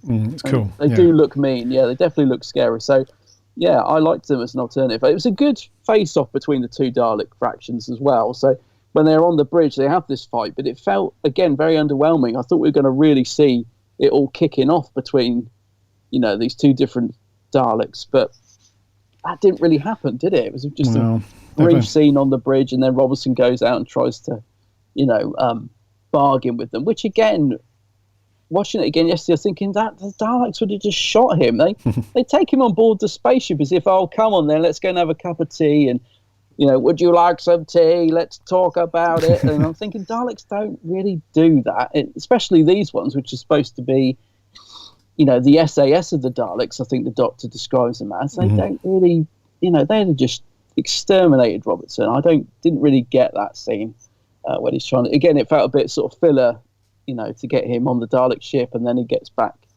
with the Doctor and stuff. But I read you, man. But they did look. They did look good, and and I like that the Doctor sends out the Dalek reconnaissance signal. And, I like that. And we get that death squad of Daleks. They look pretty badass, and the newer Daleks, the defense drone ones, they sounded really good as well. Yes. You know what I mean? They almost had this old, like. You remember the Imperial Daleks back in Remembrance? Yes, they got I noticed that. Really deep kind of, so they sounded really good as well. And I've been waiting for that because I think the Daleks, I know Nick Briggs does all the voices and stuff, but I think, did they have someone else doing a voice in this as well for a change? No. Because normally Nick Briggs does them all, but tries to vary his voice a bit. No, it's just him, Oh, it's just him again, was it? Okay, well, I like the fact they really mixed it up this time, and it did sound like the Daleks' Remembrance, didn't it? It was a nice callback to that. And it makes such a difference, it just makes it more interesting. And you heard some of the old sound effects from the classic era as well, the Dalek guns, and I noticed when the TARDIS door opens, the house TARDIS, it was the old, like, 4th and 5th Doctor TARDIS door sound. So I love little things like that, which are thrown in for us classic fans and stuff, but it was good. I'm really glad they mixed the Dalek voices. I just wish, so I love the bronze Daleks, they look great. I just wish that they would change the colour of them to perhaps silver and blue, and just mix that up a little bit as well. So I said it before, didn't I? Keep that design, but let's have them in sort of like a different shade. I'm not talking red and blue, and I'm not talking like Roma Daleks, but you could have them, black and silver, or blue and silver, and I just think it'd be interesting to see that brilliant design, the bronze Daleks in different colours, especially with the new voices added. It would have made it more interesting. But I like that though. It's a cool idea, isn't it, that there's this group of Daleks that go around, the SAS Daleks that go around destroying any Dalek that's not pure and stuff. That's quite a cool little idea. Yeah, that is cool. And I liked the replacement on the defense drones. I like the little claw so they got rid of the plunger and they got this little metallic claw, which was cool. Claw, yeah. Because let's face it, if you're going to design a brand new, not military, but like some kind of defense machine, let's be honest, you're not going to reach for the kitchen sink plunger anymore, are you? So no, it's good. No. And what did you think to the actual Daleks then? So not the outer casing, but so one of the characters that was quite cool was the young guy Leo, who was actually building them, and he managed to get some DNA out of the inside casing of the original reconnaissance scout from the previous episode, and then he cloned the DNA and actually grew, the actual squiddy Dalek stuff. That all was really good, and that was quite a scary point in the story. Actually, they did that pretty well. When he's being controlled by it, and his voice is all different and stuff like that. That was very cool. So, what did you think because they've kind of changed them up a little bit. So back in the Tennant and Smith era, when we've seen the actual Dalek inside the casing, they're normally just this like little pulsating sort of starfish looking little thing with like a little weird eye and stuff. They don't really do that anymore, do they? They've changed the design a little bit. They now look more like, the face huggers in the Alien films. Yeah, it's like an octopus almost. Yeah, they kind of do that now. And I don't think you see the eye, do you? There's not an eye. No, well, I don't know. There is like this sort of blob at the front of it. I don't know if that's supposed to be an eye. You remember when back at the end of, I think it's Dalek. But also the end of series finale, the Tennant era. I think it's with the one that's going mad. Yeah. Then the spotlight's on him a lot as well, and you can see like his eye blinking away and moving. That one. He flew into the vortex. That guy. Is it a strategist or something? I can't remember. Dalek, not Khan. I can't remember. Anyway, is it Dalek Khan? Yeah, it could be. Yeah. So the design looks very different now. They've gone down the more horror approach, the more sort of Stan Winston sort of horror effects sort of thing. So it definitely takes away because it was a bit more humorous back then with those things, but now it seems a lot more sort of darker and more horror based when you see the actual Dalek, the squiddy stuff. But I didn't dislike it too much. I thought it was a bit creepy and stuff. But when they go into the cloning farm, when they go to Japan, that looked very cool. Like just towers and towers of Daleks, and the Doctor's reaction was very good as well, which he absolutely kicks off and. Robertson can't understand what a problem is, because he doesn't know it's going on in the first place. But so that was all cool. So I thought the Daleks were handled pretty well to a degree. So the original bronze-looking Daleks, the new ones, the actual squiddy Daleks that we saw inside, it was all handled relatively well. It was just, we know that Doctor Who doesn't have the biggest budget. So in terms of grand-scale battles between the two Daleks, maybe it was just that's all they could do, but it wasn't too bad. I like the squiddy Daleks. I think they're pretty creepy because I don't like that sort of thing. I couldn't work out why Leo took it out of the case though.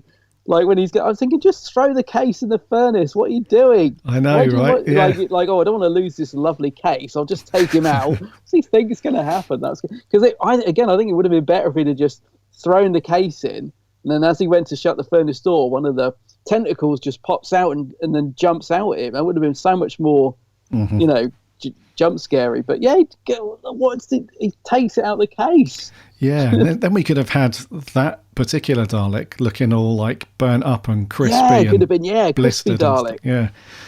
But no, that goes back to what you were saying right at the beginning, though, Bud, where you said that one of the issues was that most of the things that happen are very predictable within the story. So you could see that coming immediately. Like I was sitting there, it was one of those moments where I almost shouted at the TV. I almost wanted to shout, just lob the case in. Just throw the whole thing into the furnace and have done with it. So when he takes the thing off, you're like, oh, here we go. We know exactly what's about to happen. Yeah. I think that's the thing for me, is that it's not a bad episode. It's perfectly watchable. It's decent. But the biggest crime is that it is so predictable. There was no spark to it. You know, there was no sort of surprises round the corner or anything that made me sort of think, oh, blimey, I didn't see that coming. Everything, you could sort of see it coming. You know, you knew that Robertson was going to betray them at some point. You knew, because he's the bad guy. You knew the Doctor was going to get back to the fam.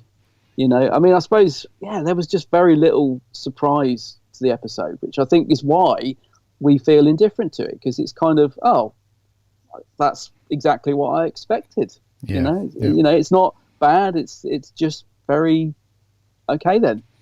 You know. Yeah. What did you think to Chris Noth then as Robertson? I thought he had a better episode than he did with Arachnids in the UK. He played like a really good bad guy in this, like willing to sort of turn his back on the human race at a drop of a hat. He goes into the Dalek ship, doesn't he? He's like, yeah, don't worry, I'm on board with you guys, actually. You know, I want to be on your team. You're the winning team. And then then he's like to the Doctor later, yeah, that was just a decoy, basically. I've essentially saved everybody due to my decoy stuff. So I thought he actually had I didn't really like him in Arachnids in the UK, but I thought in this one he had a good story. Yeah, no, I agree with you. I actually thought he was fine in this, because I wasn't sure how he was going to fit into it. I'm like, of all the people to bring back, of all the characters, what's he doing in it? I thought he worked very well, actually, as this sort of slimy, creepy bad guy, a little bit pantomime at times, but again, it did bring a bit of fun to it. And you know, when you get a festive special, you want a bit of fun as well. You know, course, and I think there wasn't a great deal of humour and stuff in this one, but you know, Jack was fun in it, and I think Robertson was the other end of that fun as well. I thought he was good in it. He definitely works better in it than he did in Arachnids in the UK. I just couldn't believe he got away again at the end, because I keep waiting keeps doing all these bad things, and I keep waiting for that Doctor moment when she tears a strip off him and brings him down a peg, you know. And once again, she goes up to him and thought, here we go, give him 5 barrels. She doesn't. She just lets him go again. Yeah. And I suppose it's because we're possibly going to see him in series 13. I don't know. Maybe he's coming back, but I can't believe he got away again, or that the Doctor let him get away with it again. Because that's one of the things that drove me crackers at the end of Arachnids. When, I mean, I don't like spiders, but you know, even I felt sorry for them suffocating at the end of it. And I thought, she's got to tear into Robertson. It's all his fault. She's got to, you know, give him some welly, and she just didn't do a thing. And again, it just is down to the writing. I thought, oh, you're making this Doctor so weak. She doesn't even like dish out a punishment or nothing, you know. So I was waiting. I thought, this is it. This is why he's been brought back, because she's now going to give him some stick, and she didn't. She just let him go again. Yeah. But yeah, I liked him more in this. I thought Chris Noth was good in this episode. It needed him as well. I think, you know, it needed him as the sort of likable, if you like, villain in the background, just plotting all this stuff and getting it all wrong. And yeah, he worked well, I thought. Yeah, and Leo was good. Nathan Stewart Jarrett, I thought he was kind of cool. We also had another, a bit of a shady character with Jo Patterson and the new Prime Minister Harriet Walter. So she was very much in cahoots with Robertson. She was like, you know, let's get this rocking and rolling. He's like, well, you know, you get this sort of sorted out, you're probably going to be the new Prime Minister, and then we can roll it out properly. So there's a bit of some underhanded stuff going on, and she's a bit shady, you know. I think that's Chibber's probably, it's a bit of a metaphor for, like, you know, politicians equals bad at the minute. You know, there's a lot of underhanded stuff going on and a lot of stuff that's not quite right. So there's a bit of a difference from, so you remember, what's her face? Harriet Jones? Harriet Jones, yes. Harriet Jones. Her character, although she did a couple of bad things, she knew exactly what she was doing, but she thought she was doing it for the right reasons. Poor Harriet Jones. Yeah, I liked the character of Harriet Jones, and I thought Jo Patterson, obviously not as rounded in the characterization, but she was good in the role. I thought she really suited that part. And she wasn't really evil either. That's the thing. From the trailer, you think she's going to be in on it, and she's, you know, knows what the Daleks are going to do, but no, she's just blinded by Robertson telling her these are the future, and that what's he say, the iPhone of security or something weird. Yeah. So she's a bit of No, she wasn't a bad person, and she gets killed obviously by the drone Daleks pretty quick. But yeah, she was good casting. I think she really suited that role. I've seen her in a few things, but yeah, she's good. I think she's good in that. Yeah. Okay. So story stuff, we pretty much touched on most of that. I do want to pick up on just quickly the departure of the companions. Yeah, we should talk about that. Yeah. Because this was one of the things that I was quite disappointed with, to be honest. And it goes back to what I was saying earlier around Chibbers really hyping this up as being very emotional and having tissues ready and all the rest of it. I think this is probably one of the most flattest, anticlimactic, just non-event companion. I couldn't believe it, mate, at the end. No. I honestly thought that at least one of them was going to die. I thought that was going to be a thing. I thought one of them was going to go. But all it was really, and this is literally all it was the Doctor and Yaz are sort of giddy, excited, back together, ready to go back on adventures. All it is literally, it's just Ryan's like, no, I'm good, thanks. I want to be my mates. Yeah, no, I'm good, thanks. So, yeah, I'm out of here. I'll see you later. And then Graham's like, actually, yeah, I'm good as well. And then the two of them go, and that is literally it. There's quite a nice moment at the end when them two are spending time together and he's on his bike and having a little chat and stuff, and that's where you leave him. Which Grace, don't forget Grace. Of Grace, of course, yeah. Which is a lovely little moment and stuff. But yeah, the bit leading up to that, it was really not like... that was one of the things I was actually looking forward to. Like, you know, departure companions is typically either quite action-packed or it's emotional or whatever. But no, it was just the two of them in a nutshell saying, actually, Doc, I'm good. Yeah. It's nice knowing you. All the best. Yeah, see you later. Even though you're in a TARDIS that could bring me back to this exact moment, I think I'll leave. I think this is perhaps my biggest problem with the episode. Is the ending. I think this is why it leaves me feeling indifferent. It leaves me feeling flat. Is because, like I said, you've had some good moments up to this point. We've had a bit of action. We've had Daleks fighting. It's all pretty good. And then you think you're building, you know, the endings should blow you away. And it's kind of set up that you think they're going to die because Ryan even says, doesn't he, when they go off with Jack, right, so we just need to plant these bombs and not get killed. Yeah, that's it. So you think, oh, right, obviously one of them's going to get killed then. So you put that in, and then they don't get killed. I'll be honest with you, I think I said a couple of podcasts back that it would be dramatic if one of them dies, but I'd like to see Chibnall come up with something a bit more imaginative than that, because it's a bit like the soaps, isn't it? As soon as they want a dramatic special, they just kill someone off. So I remember saying, like, it'd be good if maybe they don't die. Maybe Chibnall finds some other way for them to leave. But what I didn't expect was them to just go, I just want to be with my mates. I'm off. Oh, well, I better come with you. It was so flat. And I mean, I like you, I don't want to get too far down into the bashing of Chibnall's writing, but I really believe he just doesn't have the imagination to bring these episodes up to where they should be. You know, there's no spark or originality to his writing. It's just, so they need to go. I won't kill them because that's too obvious. So I'll just say they decide to leave. There's no imagination at all there. And that's why I just found the ending so... I was just, when it finished, when the credits rolled, I was like, seriously, is that it? You know, I didn't necessarily want them to die, but I wanted something. And I am a big softie. I actually, in a weird way, like television to move me to tears. But, you know what I mean? I love, for example, the hologram speech in Partner the Ways.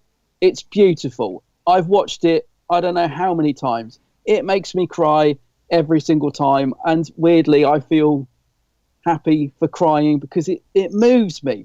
It's a moving piece of writing, and I cry quite easily. There are lots of scenes in Doctor Who where a little tear has been shed. I do. I'm very easily moved. So the fact that I felt nothing with this goodbye is quite frankly shocking. You know, and I genuinely did. I'm not saying that to be cruel. I'm not saying it for effect. I genuinely, they said goodbye. The only thing I kind of liked was the four of them hugging, and you get that shot of them together and it was more the fact that I think I saw that as them as actors saying goodbye. Nothing to do with the characters. I thought, no, that's them saying, we started this journey together and you guys are leaving. It was more of a sort of production thing that moved me. There was nothing about the characters leaving that moved me. Obviously, she says, my fam, you could see that coming a mile off, but I don't mind because that's her thing. And of course, she's going to say it at that moment. But personally, I found nothing for the characters leaving. And Bradley Walsh, Graham, a character I really like as well. It didn't, I should be saying, oh no, don't go, Graham, don't go. No, I wasn't bothered at all. In fact, was Bradley Walsh even in this episode? Because I don't even remember him, apart from like the little moment when Jack comes out and says, hello, Silver Fox, and he goes, hello, and one nice little moment there. What else did he do? There are scenes when Graham and Ryan, I noticed this especially on second watch, they're just in the background looking bored to death. Mm-hmm. And it's their send-off episode, Ryan was given a nice scene with the Doctor.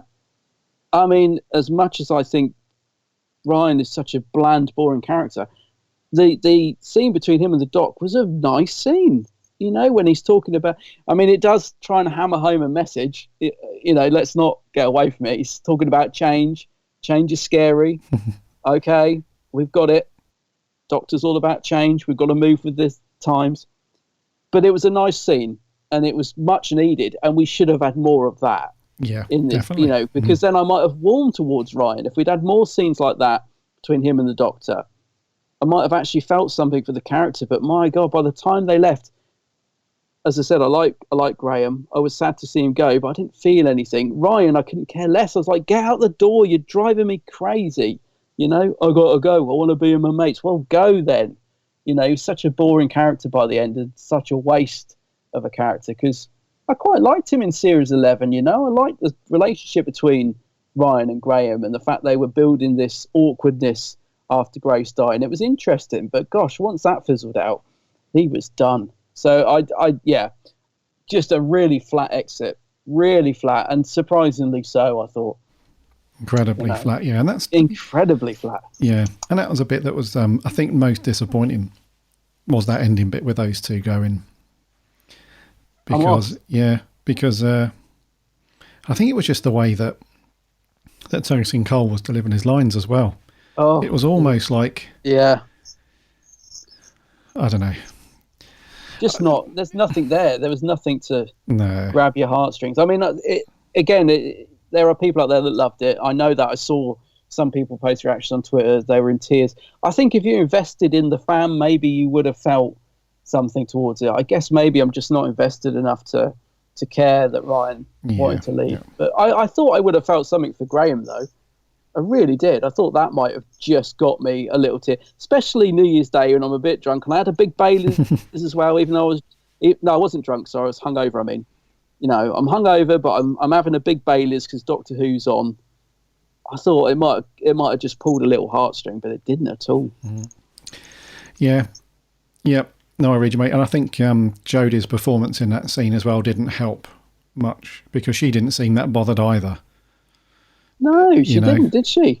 Not really.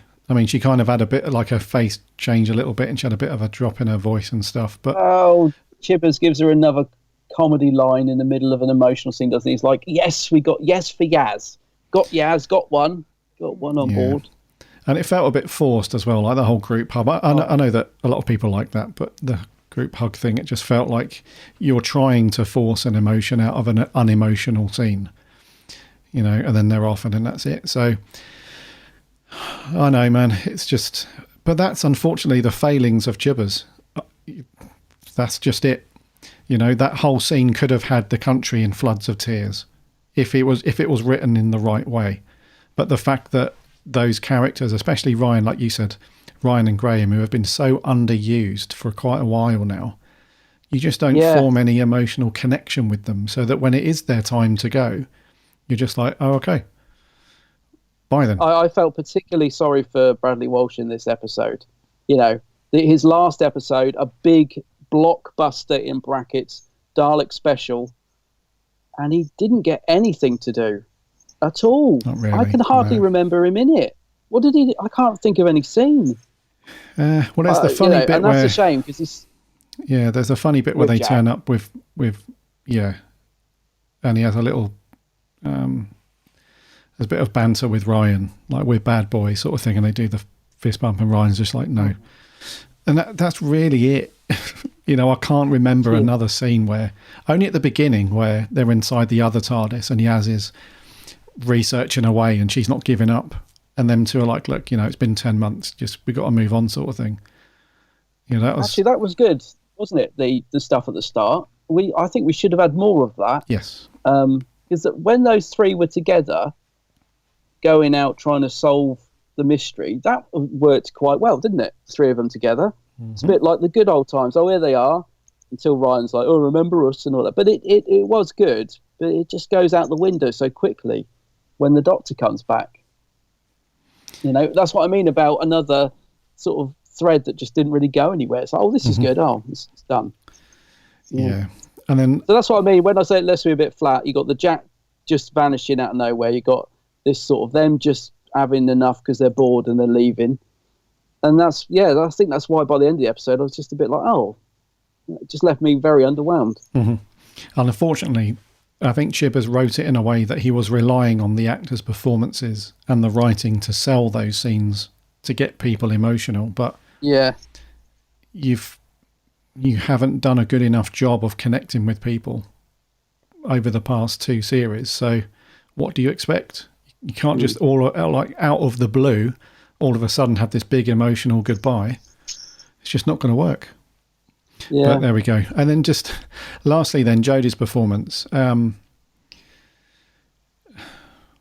just not too bad, but just the same as ever. Yeah, just like the odd couple of scenes where you feel like she's coming alive, and you feel like she's in the zone. She's really good, but then, and I assume it's down to the writing again. It's just just flat a lot of the time. Yeah, I mean, like I said, I would agree with that. I'm not going to go into bashing Jodie, but it's just there's nothing new brought to the table here. It's just giving us exactly what she's given us in every other episode she's been in. Just flat. I mean, at one point, Jack mentions Rose, and you might expect just a little twinge of a reaction from that because the Doctor was heartbroken when he left Rose, and he's seen her a couple of times since, as we know. Nothing. And again, that is down to writing. It should have been in the script, even just a little awkward look of the Doctor, because Jack's like, yeah, she's trapped in a parallel world or whatever. And Yaz is like, what? Yaz is really shocked. What's this? Who's this? Nothing from the Doctor. Nothing at all, no. So, again, I'll put it down to the writing rather than Jodie, because there should have been something in the script that's saying, reaction from the Doctor. Rose has just been mentioned, quite a big thing in the Doctor's life, but nothing. But yeah, I don't know, Jodie. I think, like I said, everybody warms to different Doctors. A lot of people love her. They think she's great. To me, she's just a bit flat. There's nothing. Every review I've seen of this, I've watched reviews on YouTube. One thing I noticed is nobody really talks about the Doctor or Jodie because she doesn't stand out. She doesn't elevate the episode in any way. She's just kind of there. Mm-hmm. And that's all I'm really going to say, because I don't really want to get into bashing it. She's not bad. Like you said, it's a bit like the episode. She's fine, but she just should be standing out more in her performance for me anyway.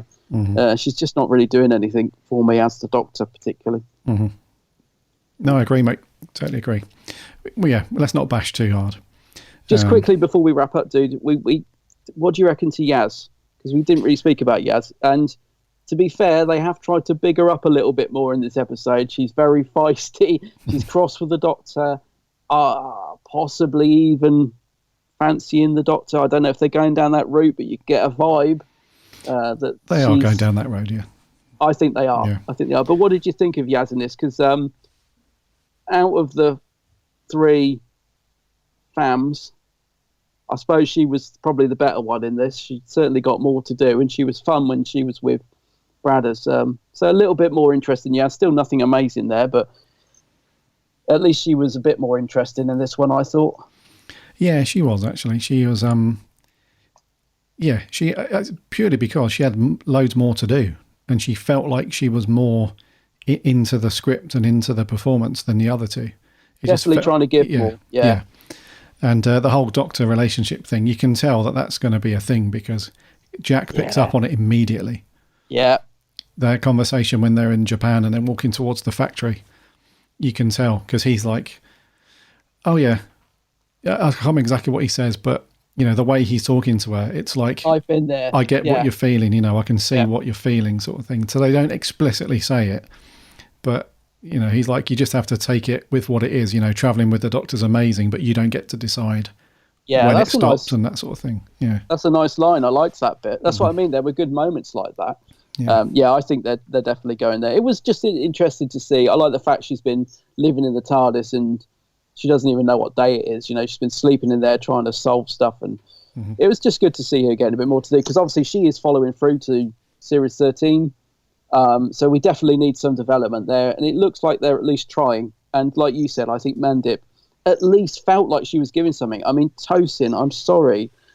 He just felt like he couldn't care less. It felt like he couldn't wait to leave. I mean, that scene of him sat on the sofa looking bored, I wasn't sure if that was Ryan or Tosin. It just, there was nothing from him. At least Mandip Gill Yaz was, you could tell she was really trying to get into this story and give something. So I hope we see more of that. I really do. Yeah, defo. Yeah.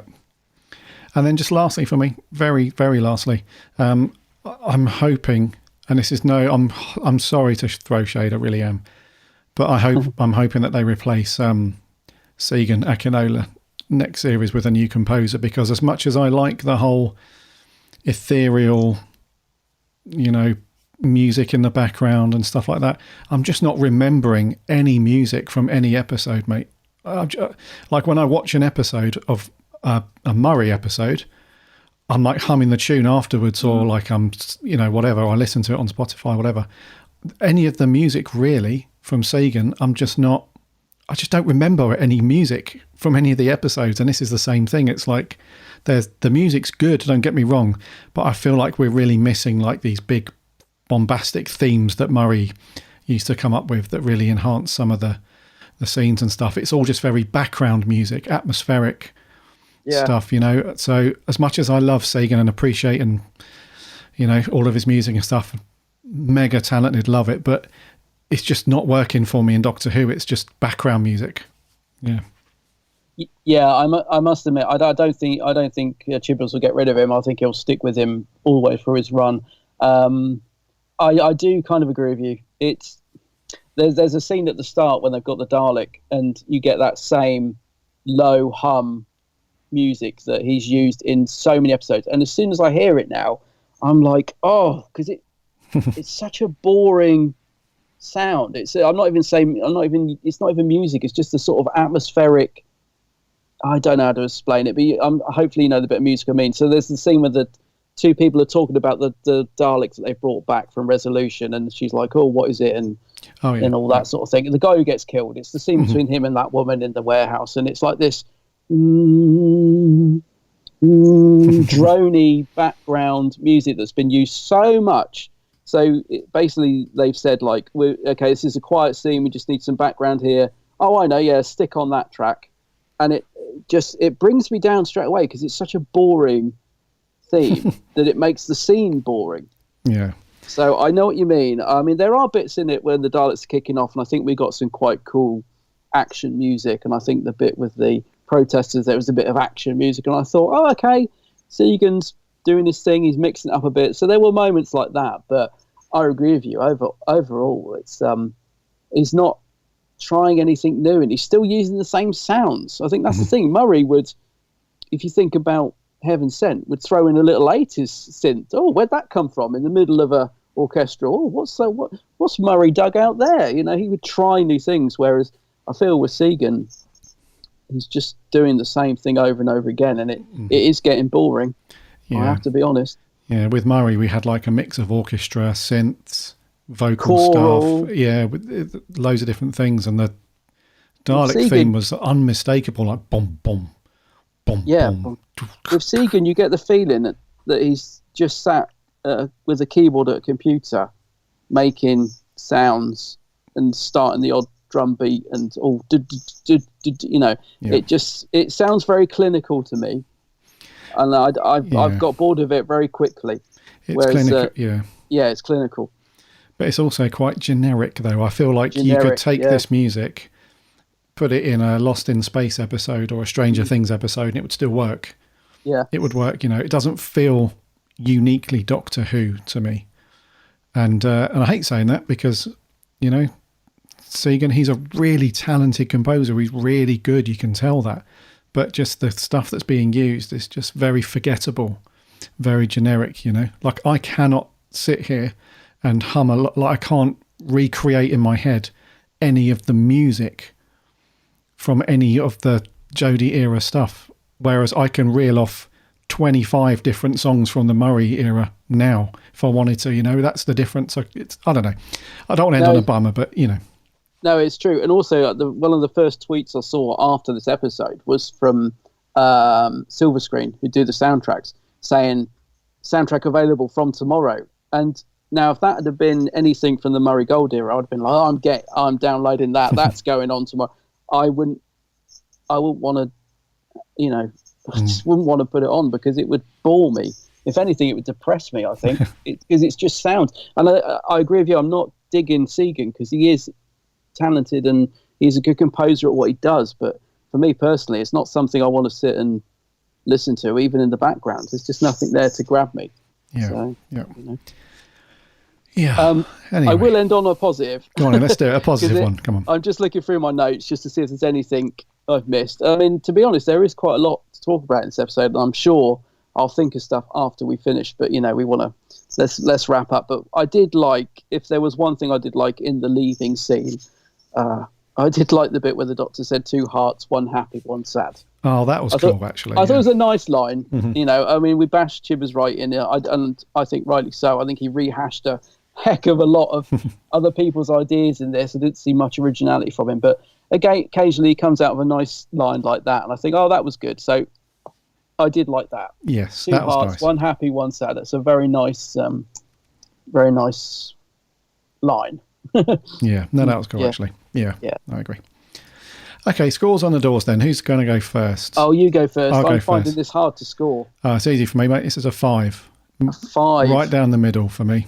And I hate giving things a 5. I'd rather give it a 6 or a 4, but I honestly can't give it anything other than that, dude. No. The first time I watched it, I thought it was a 6, and I'm sort of I don't know, because it comes back to what you said. I'm so indifferent about it. I don't know what to score it. It's not good. It's not bad. Is it? I'm sort of 6.57. I'll go with a 7.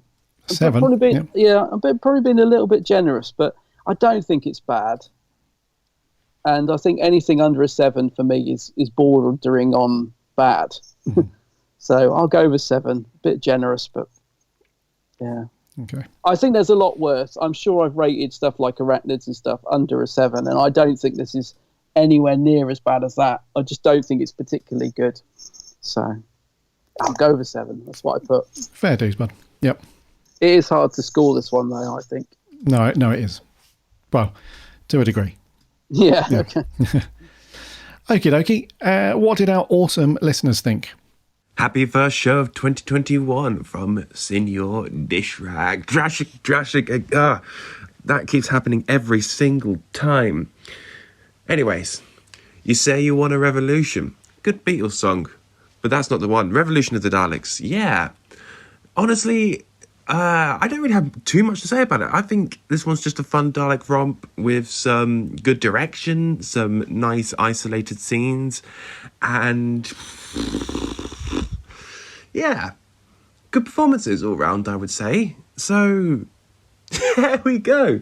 But I suppose, in general, I just hope you guys are well and that you're staying safe and that you have a good first show of 2021. That's the main thing. So yeah, thank you guys for inviting Senior Dishrag, Drashig, Adam onto here, and hope to speak to you guys soon.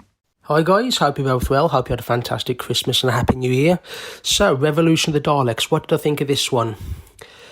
It was okay. It wasn't anything good, and it wasn't bad either. For me, it was just okay. It spread out. The storyline was spread out too thin.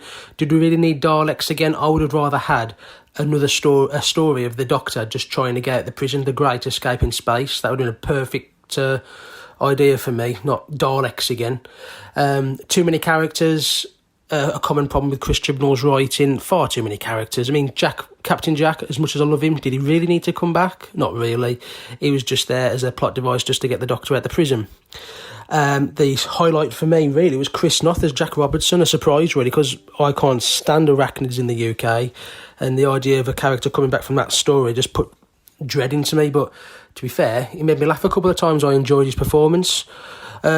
The weak point for me, really the main weak point, was Jodie Whittaker again. It's not all her fault, silly lines, but the way she delivers them as well, just not for me, I'm afraid. All in all, this story, I'm going to give it a 6 out of 10. Cheers, guys. Speak to you next week. Bye. Hey, Gary and Adam, Sammy Satine here. Happy New Year! So, Revolution of the Daleks. I watched this with a small gathering of the fan club. January is a fairly quiet month for us. The ones I spoke to must have seen something in it I didn't, because they liked it. All power to them. I didn't. I thought Captain Jack was great, not utilised enough. Jack Robertson was good, surprisingly. The Daleks were great, but towards the end they lost their way. The prison was underutilised, and I could go on, but I haven't enough time. It boils down to this. The Chibnall era is just not for me. It really isn't. I just want Chibnall to leave and 13 to regenerate. I had hoped to feel different, but there you go. 4 space jars out of 10. See ya. Hello, Gary and Adam. Hope you had a very Merry Christmas and a Happy New Year, and that you enjoyed the Doctor Who special. Revolution of the Daleks was good. Say what you will about Chris Chibnall's writing, but I think he's very good at writing Dalek stories. I think Resolution was one of the best Dalek stories since the series returned. This is still good, but not as good. It's great to see Jack back and his interaction with the 13th Doctor, and Graham Ryan's exit was fittingly handled and executed. I think the Daleks are pretty threatening, but I think the ideas and themes have a lot of potential, but fail to be properly expanded upon and concluded in a satisfying way.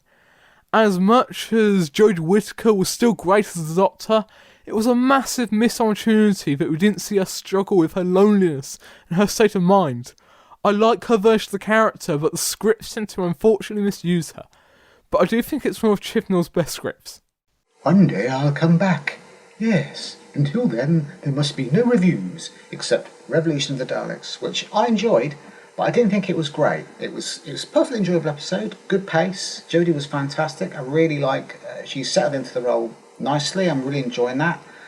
But it was more about the fam and the TARDIS team than it was about what I wanted, which was, a rollicking good adventure. That's just what I wanted this time of year with everything going on. I just wanted a cracking adventure, and I'm more enjoying the classics at the moment because of that than I am New Who, and that's a shame, but that's just me.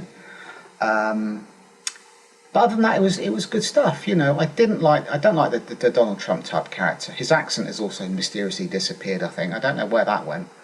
The Daleks, okay, that's fine. I like the body horror thing they set up with Resolution. They continued here. That was good. Love the scene between Jack and Yaz. That was great. I'm glad she's staying on because she really has come into her own. She's a great character, and I like to see how that develops. And I think that's all we can say, really. So everybody take care, and cheers for now. Hi guys, hope you had a really good Christmas and New Year. Okay, Revolution of the Daleks, the pros.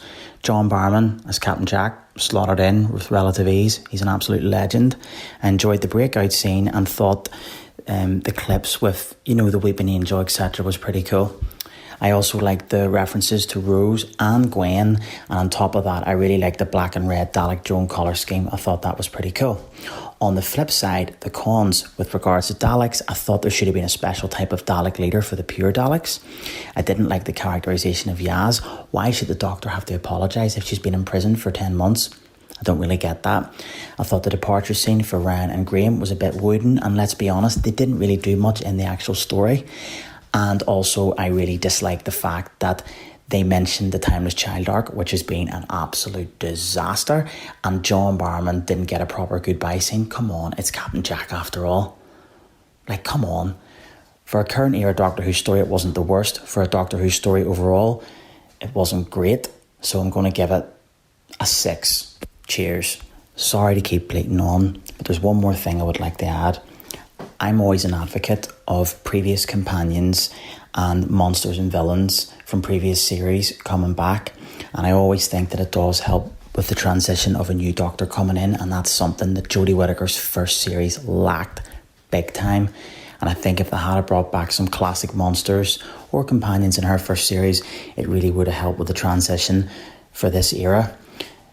That being said, I feel like now I'm wondering, have they realised we need to do that? And it's too little too late. They've brought Jack back, you know, they've brought the Daleks back, they've brought the Cybermen back, they've brought the Master back. For me, some of these things should have happened in her first series, which has happened for all the Doctors. There's either been a previous companion or a recurring character or a monster that has came back. From every single regeneration there has been that, and there hadn't been for hers, and I feel like they missed a trick with that, and it's too little too late now. But anyway, I'm bleating. Cheers. Hi, it's Josh here. Just wanted to say Happy New Year to all Whovians. So, Revolution of the Daleks. It was good to see Captain Jack back after a short bit in Fugitive of the Jadoon, and he brought energy to the episode. It was also good seeing all the different monsters in the prison.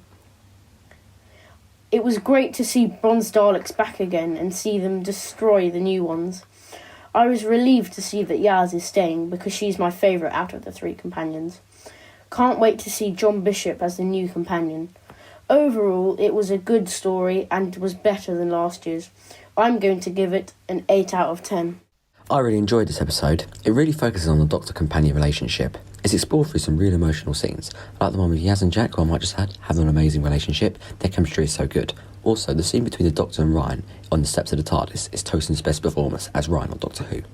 I found him and Jodie really mature, and it was a pause the episode needed. Yaz was a standout in this episode. I feel like the Chimps is really pushing Mandip to almost own the scene. This is particularly evident when Jack mentions Rose, and Yaz's face is one of disbelief, almost as though she's coming to the realisation that one day her travels with the Doctor will end. Also, Jodie's really starting to feel like the Doctor now. She's starting to show some real vulnerability, but strength too. The music's made for some incredibly tense scenes. Jack was great. Jack Robinson was slightly cringe in moments, but bearable. However, the directing, where the scenes were cut quickly, was a little bit jarring. Graham and Ryan's exit was incredibly well done, especially when Jodie stops Graham from leaving and they huddle together. And she mutters the words, "my fam," which, yes, was a Graham moment, but it was inevitable and we knew it was all coming, so we have to deal with it. And at the same time, it does slightly work. The bit that put me in tears was Grace appearing, almost like a guardian angel. Graham's face just told 1,000 words, and Ryan riding on his bike tied up his arc nicely. Gwen got a mention, which is really good. Jack stayed on Earth. Does that mean a possible Torch will return? And I found the SAS Daleks really interesting. And I felt it could have been more of a civil war between them and the defence drones. Overall, I'd give this episode a 9 out of 10. Thank you. Hi guys, here's my short review of the Revolution of the Daleks special.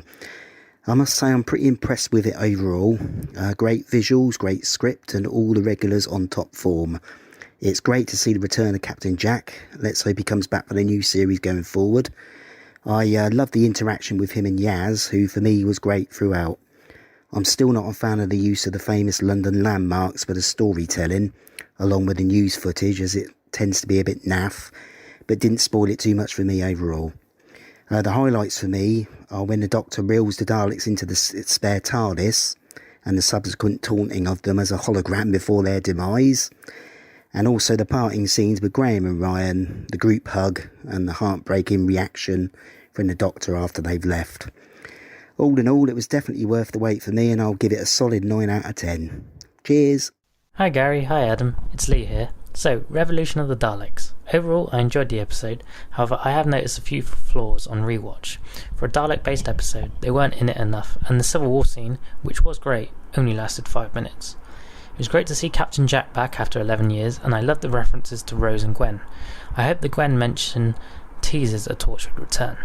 Yaz was great in this episode, especially with Jack, but the departure of Ryan and Graham was disappointing, as it was built up to be a tearjerker. Jack Robertson was okay, but I feel he did not need to be there, and that was a big problem for me, as I felt there was too many characters in the episode. The scenes with the Doctor in jail were great. I liked the villain cameos, but I wish he was in there a lot longer and the episode to be Dr. Light. Despite this, Jodie was good in this and her interaction with Jack was amazing. Overall, I'd give this episode an 8 out of 10. Cheers guys, see you next week. Thank you so much to all of our audio reviewers there. Hope you enjoyed listening to what those guys had to say. I think overall, a bit of a mixed bag actually in certain respects.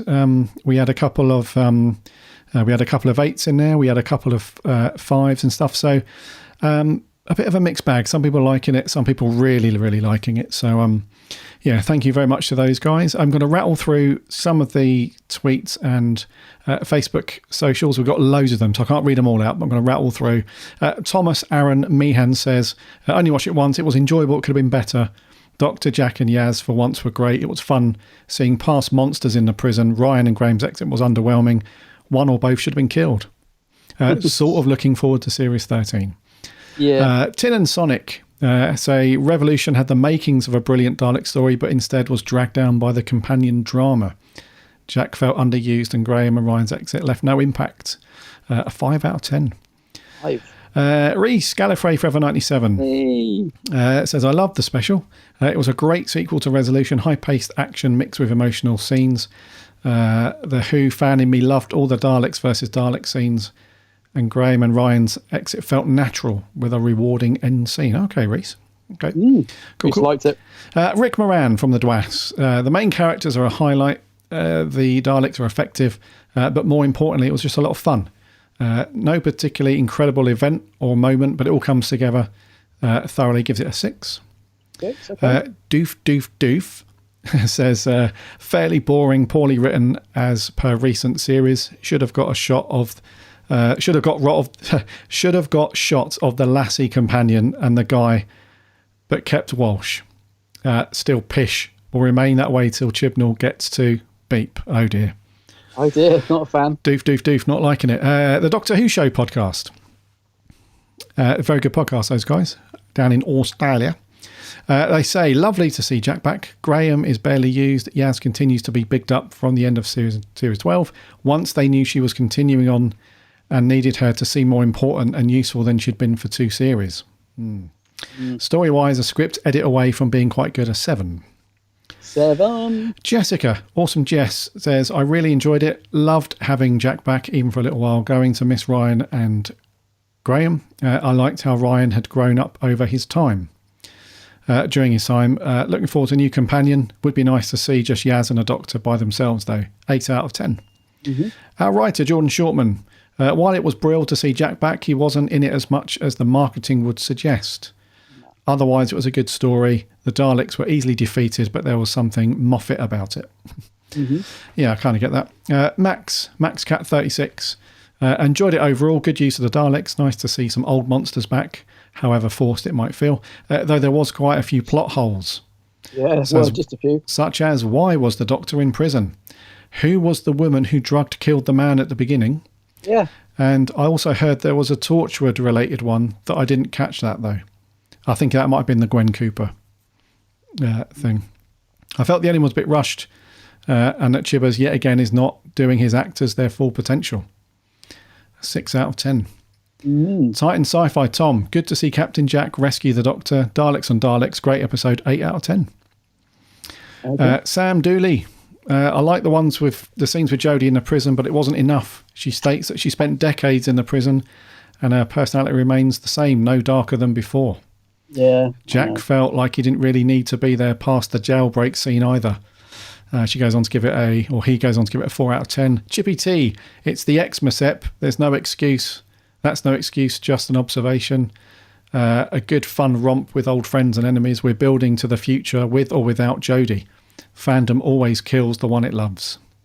Up the Doctor, up the podcast, up the addicts. Happy New Year to us all, 8 out of 10. Happy New Year. Brighter Moon, Neil said it was a solid episode. Having Jack back was definitely the highlight, and the chemistry with 13 was really great.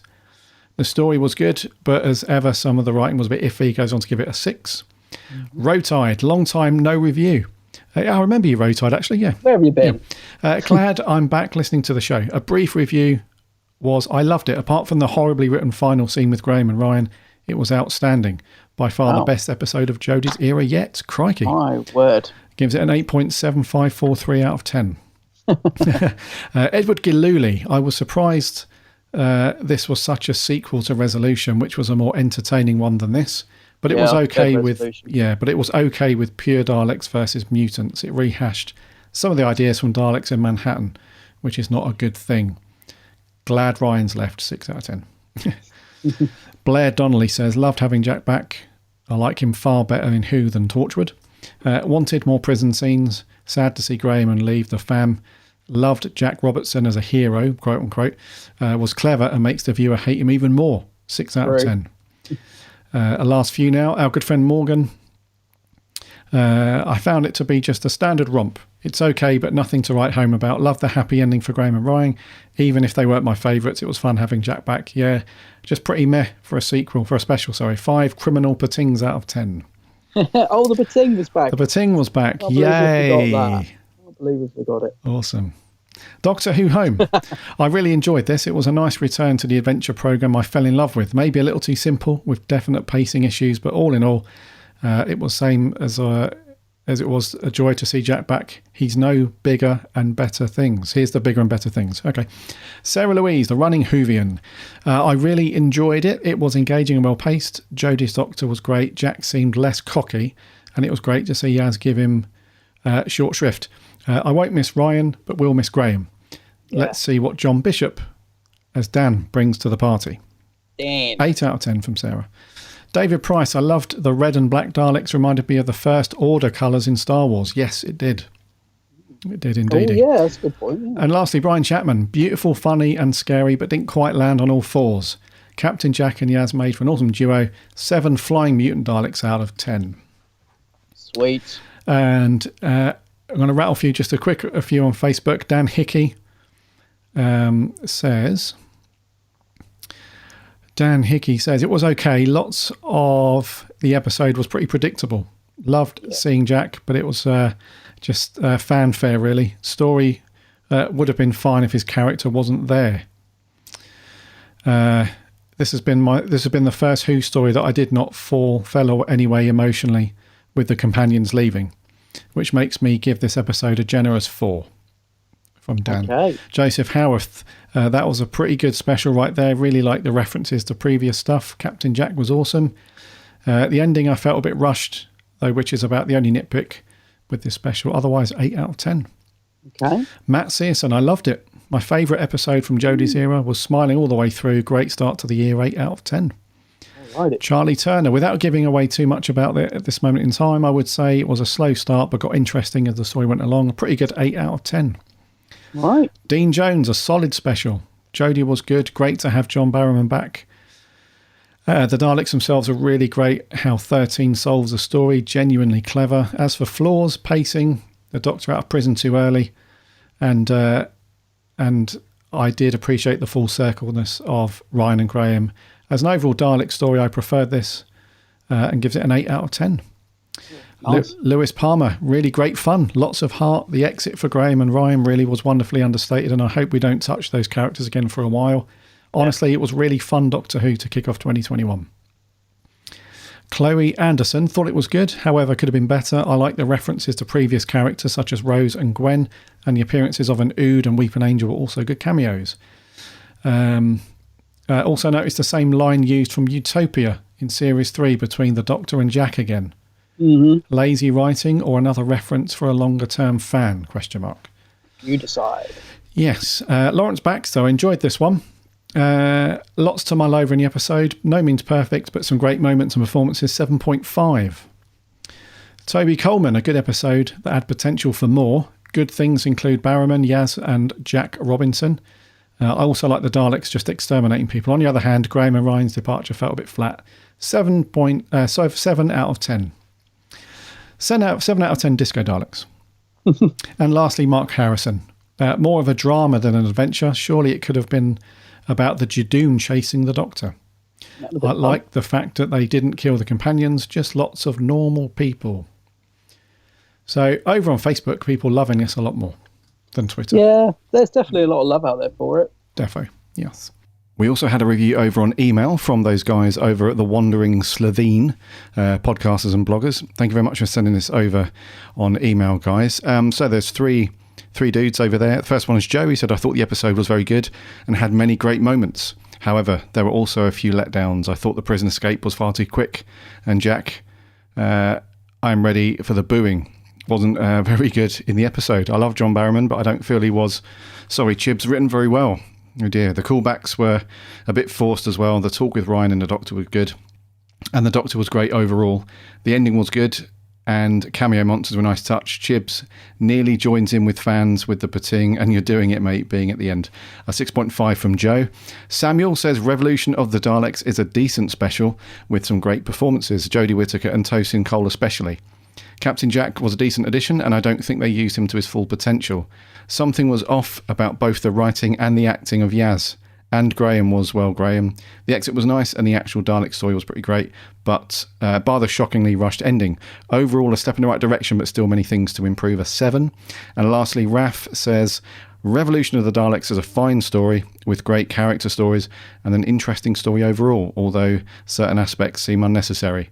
I enjoyed it, but would not rush back anytime soon. A 7 out of 10. Thank you very much, guys, over at the Wandering Slovene. Right, buddy. Thank you very much to all of our listeners who have sent in audio clips and who have tweeted and Facebooked. Very much appreciate your time doing that. It's awesome. So for next week, bud, what have we got for review? Yeah, so next week we're back to Sarah Jane Adventures, and it's an episode called Lost in Time. Lost in Time. Lost in Time. I can't remember the trailer now. Can't remember what this one was. But anyway, Sarah Jane should be cool. Yeah. Aren't they in period dress and everything? Can't remember watching it. Yeah, I think so. Yeah. But yeah, cool. Back to Sarah Jane next week, which will be good. And I think after ultimately failing miserably to give you a much shorter show, we're over 2 hours. So I think we're going to wrap there. Yeah, we're going to wrap there for 294, bud. Alrighty.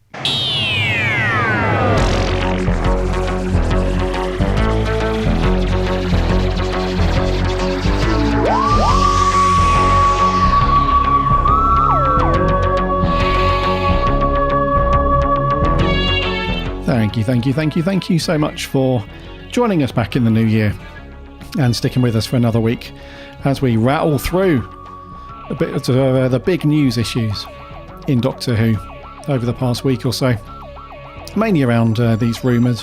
Have to remember it's not confirmed yet that Jodie's leaving, but a rumour that Jodie's leaving the show and John Bishop jumping on board as a new companion, which is confirmed and official. So the BBC can confirm some things. They can do it when they want to. They just decide not to, I guess. But there we go. Thank you so much again to all of our listeners who have sent in audio clips. It's been great listening and reading to what you guys think of Revolution after Daleks. As Adam said, next week we are back to the Sarah Jane Adventures, Lost in Time, so get your DVDs out and get those watched, because we will be asking for your reviews as always. In the meantime, remember to head over to our website, bigblueboxpodcast.co.uk. All of our episodes are on there, plus all of the cool reviews and articles from our writing team are there as well. We review tons of Big Finish over there, as well as sort of retro stories and books and whatnot, and some other articles about what our writers think about various things about Doctor Who. So head over there. We're on the socials too, Instagram, Twitter and Facebook. Come and join in and interact with us over there. We have a free Discord server as well. All the links to all that stuff is on the website. Come and join the Discord and chat and hang out and talk Doctor Who.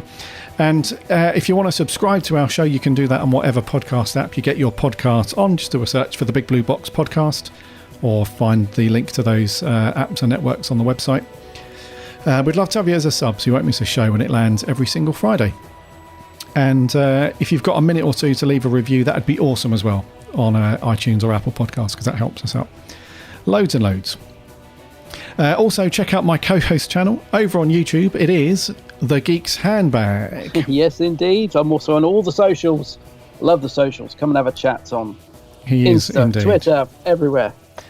You won't shut him up either. No. If you follow, yeah. So, come and follow Adam over on YouTube. Go and subscribe and then follow him on the socials as we chat plenty of Who. It's all good. Right, until next week for 295, my name's Gary. My name's Adam. And remember, Hey.